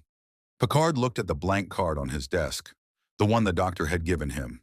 It remained blank, showing no message, offering no contact information. Just a simple piece of what appeared to be paper, except that it existed in more dimensions than three. I find myself watching for blue police boxes, Picard admitted to the log, listening for that distinctive grinding sound, wondering when, not if, but when, he will return. The doctor spoke of time as if it were a living thing, and perhaps it is. Perhaps it brought him to us when we needed him. Perhaps it will do so again. A chime at his door interrupted the recording. Come. Data entered, carrying a pad and wearing what might have been a thoughtful expression on his android features. Captain, I apologize for the interruption, but I have completed my analysis of the temporal data we collected. The results are intriguing. Please sit. Picard gestured to the chair across from his desk. What have you found? Data settled into the chair with android precision. Captain, when the doctor rewrote the parasite's timeline, he created what temporal theorists call a causal fold, a point where two different timelines briefly occupied the same space before one replaced the other. I have been analyzing the data from that moment. He activated the PADD, showing complex temporal equations that looked more like poetry than mathematics. The causal fold left traces, quantum impressions of the timeline that was, embedded in the timeline that now is. These impressions are fading, should be completely dissipated within a few months. But while they exist, they provide a unique opportunity. To study what? Picard asked. To study the nature of time itself, Data replied, a note of wonder in his synthesized voice. Captain, we have data showing what happens when reality is fundamentally altered. Not through normal causality, but through deliberate temporal manipulation at a massive scale. The scientific implications are extraordinary. Picard considered this carefully. Data, this information, if published, if shared with the wider scientific community, it could enable others to attempt similar temporal manipulations. I am aware, sir, which is why I am recommending we classify the detailed analysis at the highest security level. Make it available only to Starfleet's most trusted temporal researchers. And then only with explicit authorization from the captain and first officer.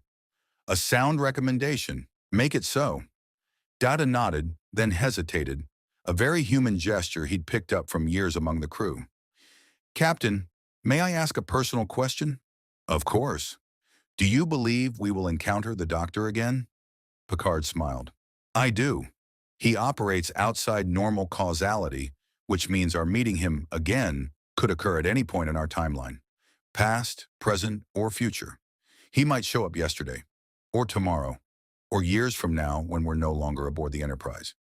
That is a disorienting concept. Welcome to temporal mechanics, Mr. Data. Disorientation is the baseline state. Data stood to leave, then paused at the door. Captain, I have been analyzing my own emotional subroutines since our encounter with the Doctor. I believe I experienced what humans would call inspiration. The Doctor's ability to face impossible situations with creativity and determination, his refusal to accept defeat even when logic suggests no solution exists, it has affected my programming in subtle ways. Affected how? I find myself more willing to attempt improbable solutions to problems, more inclined to trust intuition, or my computational equivalent of intuition, over pure logic. The Doctor showed me that there is value in the seemingly illogical approach, when logic has been exhausted. Picard nodded slowly. That may be the most valuable lesson we all learned, that sometimes the impossible simply means we haven't imagined the right solution yet. After Data left, Picard returned to his log. The crew has been changed by this experience in ways both measurable and intangible. Commander Data has developed what I can only describe as calculated recklessness, a willingness to attempt solutions that pure logic would dismiss. Commander LaForge has been incorporating TARDIS-inspired principles into his engineering designs, though I suspect he'll be reverse engineering those concepts for decades. Even Mr. Worf has shown increased flexibility in tactical thinking, acknowledging that some enemies cannot be fought with conventional weapons. He paused the recording as another chime sounded. This time, it was Counselor Troy. Deanna, Picard greeted her. Please, come in. Troy entered, her empathic presence immediately filling the room with a sense of calm purpose. Captain, I wanted to discuss the crew's psychological state following the temporal missions. I've noticed no overt problems, Picard said. Everyone seems to be adjusting well. On the surface, yes, but there are deeper effects. Troy settled into the chair Data had vacated. Many crew members are experiencing what I can only describe as temporal vertigo, a sense that their memories might not be entirely accurate, that the past they remember might not be the past that actually occurred. Because of the timeline rewrite, yes, the Doctor altered reality, but our memories remain largely intact. We remember events that, technically, no longer happened in exactly the form we recall. It's creating a subtle cognitive dissonance. Picard frowned. Is this dangerous? Not in the immediate sense, but it's philosophically unsettling. If our memories can be artifacts of erased timelines, how do we trust our own experiences? How do we know our past is the real past? I don't think there is a single real past anymore, Picard mused. The Doctor showed us that time is more fluid than we believed. Multiple timelines can exist, overlap, and replace each other. Our memories are simply our personal experience of causality, regardless of which version of events eventually becomes consensus reality. Troy smiled. That's very philosophical, Captain, and probably the healthiest way to conceptualize it. I've been counseling crew members to accept that their memories are valid experiences, even if the timeline has shifted. What we experienced was real to us. That's what matters. Wise advice. I learned from the best, Troy replied. Then, more softly, how are you handling it, Captain? You spent more time with the Doctor than most. You were there when he rewrote the timeline. That must have been profound. Picard was quiet for a moment, considering how to articulate the experience. I watched a being rewrite reality out of necessity, he said finally. I saw the weight that choice carried for him. The Doctor violated his own civilization's most sacred laws to save lives, and it cost him something essential. Some measure of innocence, perhaps, or certainty. The knowledge that he had become what his people feared Time Lords might become. Do you think he made the right choice? I know he made the only choice he could live with, Whether it was objectively right is a question that may never have a satisfactory answer, but I understand why he made it. And I would have made the same choice in his position. Troy studied him carefully. You're thinking about the prime directive. I am. How many times have I stood by and watched suffering because the prime directive forbade intervention? How many civilizations have we left to their fate because interfering might alter their natural development? Picard's voice carried the weight of old doubts, old guilt. The doctor showed me that sometimes the rule book must be set aside, that sometimes the right choice is the illegal one, the immoral one, the one that violates every principle you hold sacred. That's a dangerous philosophy, Troy observed gently. It is, which is why it must be wielded carefully with full awareness of the consequences. The doctor understands this. He carries the weight of every law he's broken, every timeline he's altered. It's written in his eyes. 900 years of impossible choices. Troy nodded. I sense that. Ancient grief, but also hope. The doctor hasn't let his burden crush him. He continues to help, to try, to believe that the universe can be improved, one impossible solution at a time. A lesson worth learning, Picard agreed. After Troy left, Picard stood and moved to his window, watching as cargo containers were transferred between the Enterprise and Starbase 157. Normal, routine, the comfortable rhythms of Starfleet life. But nothing felt quite as normal as it had before the blue box appeared.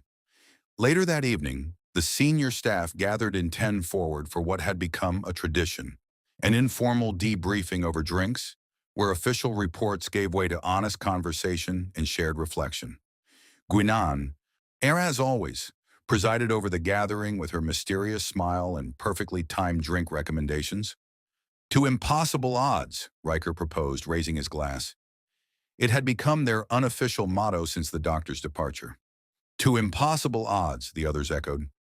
I've been thinking about something the doctor said, Geordi mused, swirling his drink, about how Time Lords had strict rules about temporal manipulation, but sometimes had to break them anyway. Makes you wonder, how many times did they face that choice? How many impossible situations required them to violate their own laws? Enough to destroy their entire civilization in a time war, Worf rumbled. The doctor spoke of it as if it were the ultimate consequence of temporal manipulation. Entire civilization erasing itself rather than face what they had become. Or being erased by an enemy equally powerful, Data added. The doctor mentioned Daleks. Whatever they were, they must have been formidable to threaten beings who could rewrite time itself. I looked up historical references to Daleks after our mission, Picard said. Found nothing in Federation databases, nothing in Vulcan records, nothing in any archive accessible to us. It's as if they never existed. Because they were time-locked, Troy said softly, removed from normal causality. The doctor and his people erased an entire war from history to prevent it from destroying everything. Can you imagine making that choice? Sacrificing your own timeline to save the universe? The table fell silent. Each person contemplating a sacrifice so profound, it defied comprehension. He lives with that every day, Riker said finally. The last survivor of a civilization that erased itself, traveling through time and space, trying to make a difference wherever he can. It's noble and heartbreaking. It is also inspiring, Data observed. The doctor has every reason to despair, to withdraw, to simply stop trying. Yet he continues. He helps. He saves lives. He makes impossible odds look manageable through sheer determination and creative thinking. He's what we aspire to be, Picard said quietly. Starfleet's mission, to explore, to seek out new life, to protect those who cannot protect themselves. The doctor embodies that mission across time and space. He's what we might become if we dedicated our entire existence to service. Geordi grinned. Okay, with significantly more time travel and significantly less respect for authority. Well, we can't all be perfect, Riker quipped. The conversation continued for hours, flowing from philosophical reflection to technical discussion to shared memories of the impossible few days when they had fought alongside a Time Lord. Eventually, crew members began to disperse, returning to quarters or shifts. But Picard remained, nursing a final cup of Earl Grey and watching the stars beyond the viewport. Guinan approached, refilling his cup without being asked. "You're waiting," she observed. "Am I that transparent?" "Only to those who know you. You're waiting to see if the card activates. If the doctor sends a message." Picard pulled out the blank card, studying it in the soft light of 10 forward. "I suppose I am. He said it would show a message if I truly needed him. But how do I know when that threshold is crossed? When do circumstances warrant calling on a Time Lord?" "You'll know," Guinan said with certainty. "When the moment comes, when you're facing something that requires his specific expertise, his unique perspective, his particular brand of impossible solutions, the card will know, and so will you." "You sound very certain." "I've known the doctor in several incarnations. He's always exactly where he needs to be when he needs to be there. Sometimes that takes the form of random chance. Sometimes it's deliberate response to a call for help. But he always arrives at the right moment. Even if that moment is years from now, even then." Picard pocketed the card carefully. "I find that comforting." "So you should. In a universe filled with uncertainty and danger, it's good to know there's a madman in a blue box out there somewhere, fighting the darkness one impossible situation at a time." Picard smiled, finished his tea, and stood. "Thank you, Guinan, for the conversation and for the perspective." "Always, Captain." As Picard walked back to his quarters, he passed crew members preparing for the next shift, scientists analyzing data in laboratories, engineers calibrating systems for the next mission. The Enterprise hummed with life and purpose, as it always did. But now that purpose felt slightly different, expanded, enhanced by the knowledge that time itself was more malleable than they'd believed, that impossible was simply another word for not yet achieved, and that somewhere in the vastness of space and time, when a Time Lord was fighting the same battles they fought, just on a grander scale. In his quarters, Picard prepared his final log entry for the mission. Captain's log, final entry regarding the temporal crisis and our encounter with the Doctor. The official reports have been filed, the data classified appropriately, and the crew has returned to normal duties. But normal has been fundamentally redefined. We have seen time from the outside. We have witnessed causality being rewritten by someone who understood the profound cost of such actions and made them anyway. We have learned that rules, even sacred ones, sometimes must bend in service of a greater good, but that such choices should never be made lightly. The Doctor showed us that the universe is larger, stranger, and more wonderful than we imagine. That time is not a river flowing in one direction, but an ocean with currents, eddies, and depths we barely comprehend. That consciousness itself may be spread across our entire timeline, experiencing everything simultaneously while perceiving it linearly. These are philosophical concepts that will occupy our greatest minds for generations. But beyond the philosophy, beyond the science, the Doctor taught us something more fundamental, that in the face of impossible odds, the correct response is to try anyway, to fight anyway, to hope anyway. This is what Starfleet represents at its best. This is what the Federation aspires to become, and it is a reminder of why we're out here, exploring the unknown, because there are always more mysteries to uncover, more lives to save, much more impossible situations that require someone willing to attempt inadequate solutions with insufficient resources. The Doctor does this alone, across all of time and space. We do it together, across the galaxy. And perhaps that is the greatest lesson of all, that even when facing the impossible, we are never truly alone. Picard paused the recording, then added a personal note that would remain classified. "I believe we will see the Doctor again. Perhaps soon, perhaps years from now, perhaps in circumstances none of us can currently predict. But I am certain our paths will cross again, because the universe has a way of bringing together those who fight against the darkness. When that day comes, I hope we will be ready. I hope we will have grown in wisdom and capability. I hope we will be worthy of traveling alongside a Time Lord once more. Because if the Doctor taught us anything, it's that we're capable of far more than we believe. That impossible is just another challenge to overcome. That hope persists even in the darkest night. The Enterprise will continue its mission of exploration and discovery. We will seek out new life and new civilizations. We will boldly go where no one has gone before, And we will do so with the knowledge that time itself is a frontier waiting to be explored, understood, and protected. End log. Picard closed the recording and prepared for sleep. But before he did, he checked the blank card one more time. Still blank. But somehow that was comforting.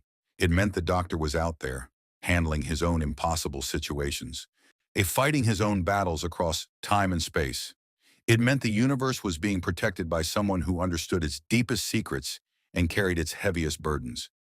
And it meant that if the Enterprise ever faced something truly impossible, something beyond even their considerable capabilities, help was just a card away. Picard smiled and placed the card on his nightstand, where he would see it first thing every morning. A reminder, a promise, a connection across time itself to a madman in a blue box who had shown them that impossible was just another word for not yet achieved. And somewhere in the vortex, racing between moments, the TARDIS carried her pilot toward the next adventure, the next impossible situation, the next opportunity to make a difference. The doctor stood at the console, hands dancing across controls, a slight smile on his face as he thought about the crew of the Enterprise. Good people, brave people, people who understood that sometimes you had to break the rules to do what was right. They'll be fine, he told the TARDIS. They've got each other, got that ship, got their mission. They'll keep exploring, keep helping, keep making the universe better, one star system at a time. The TARDIS hummed agreement. But we'll check on them from time to time, the doctor added, just to make sure, just to help if they need it. That's what we do, isn't it, old girl? We help. We always help. The time rotor pulsed warmth and light. Yes, always. Right then, where to next? Got a distress call from the Medusa Cascade. Or we could pop by Victorian London, see how our friend Clara's getting on. Or, oh, where the singing crystals of Ahaten are supposed to be spectacular this time of year. Well, every time of year, but especially now. Then again, I did promise those cybernetic penguins I'd help with their revolution. The doctor's monologue faded into the background hum of the TARDIS as she flew through the vortex, carrying her pilot and herself toward whatever adventure awaited. Because that's what they did. Because the universe needed someone willing to face impossible odds. Because somewhere, always, someone needed help. And the doctor would be there. Across time, across space, across all of reality, forever. The TARDIS had dematerialized from the Enterprise 3 weeks ago, but her impact remained. In the quiet conversations between crew members, in the data still being analyzed, in the changed perspectives that came from witnessing time itself being rewritten, the doctor's visit had fundamentally altered how the Enterprise's crew viewed the universe. Captain Picard carried the blank card as a reminder that impossible was temporary. Commander Data continued to incorporate calculated recklessness into his problem-solving algorithms. Geordi LaForge spent his off hours reverse engineering TARDIS principles into practical applications. And every crew member who had traveled through time carried with them the knowledge that history was not immutable, that causality was flexible, and that the right choice sometimes meant breaking every rule. But beyond the technical knowledge and philosophical insights, the doctor had given them something more precious. Hope. You hope that even when facing threats that could erase civilizations from existence, that even when the odds were impossibly long, that even when the laws of physics themselves seemed arrayed against success, trying was still worthwhile. The Enterprise continued its journey through the stars, exploring new worlds, making first contact with strange civilizations, and protecting the innocent from threats both mundane and cosmic. And aboard that ship, in quiet moments, crew members would occasionally glance at the blank cards they carried and wonder. Wonder when the blue box would appear again. Wonder what impossible situation would next require a Time Lord's touch. Wonder if they would be ready. But they also knew, with certainty born from experience, that when that moment came, when the TARDIS materialized on their bridge once more, and when the doctor stepped out with his manic grin and his sonic screwdriver and his 900 years of experience facing the impossible, they would rise to meet it, together, because that's what the crew of the Enterprise did, because hope shone brightest in the darkest night, and because somewhere in the vastness of time and space, a madman in a blue box was fighting the same fight, one impossible moment at a time.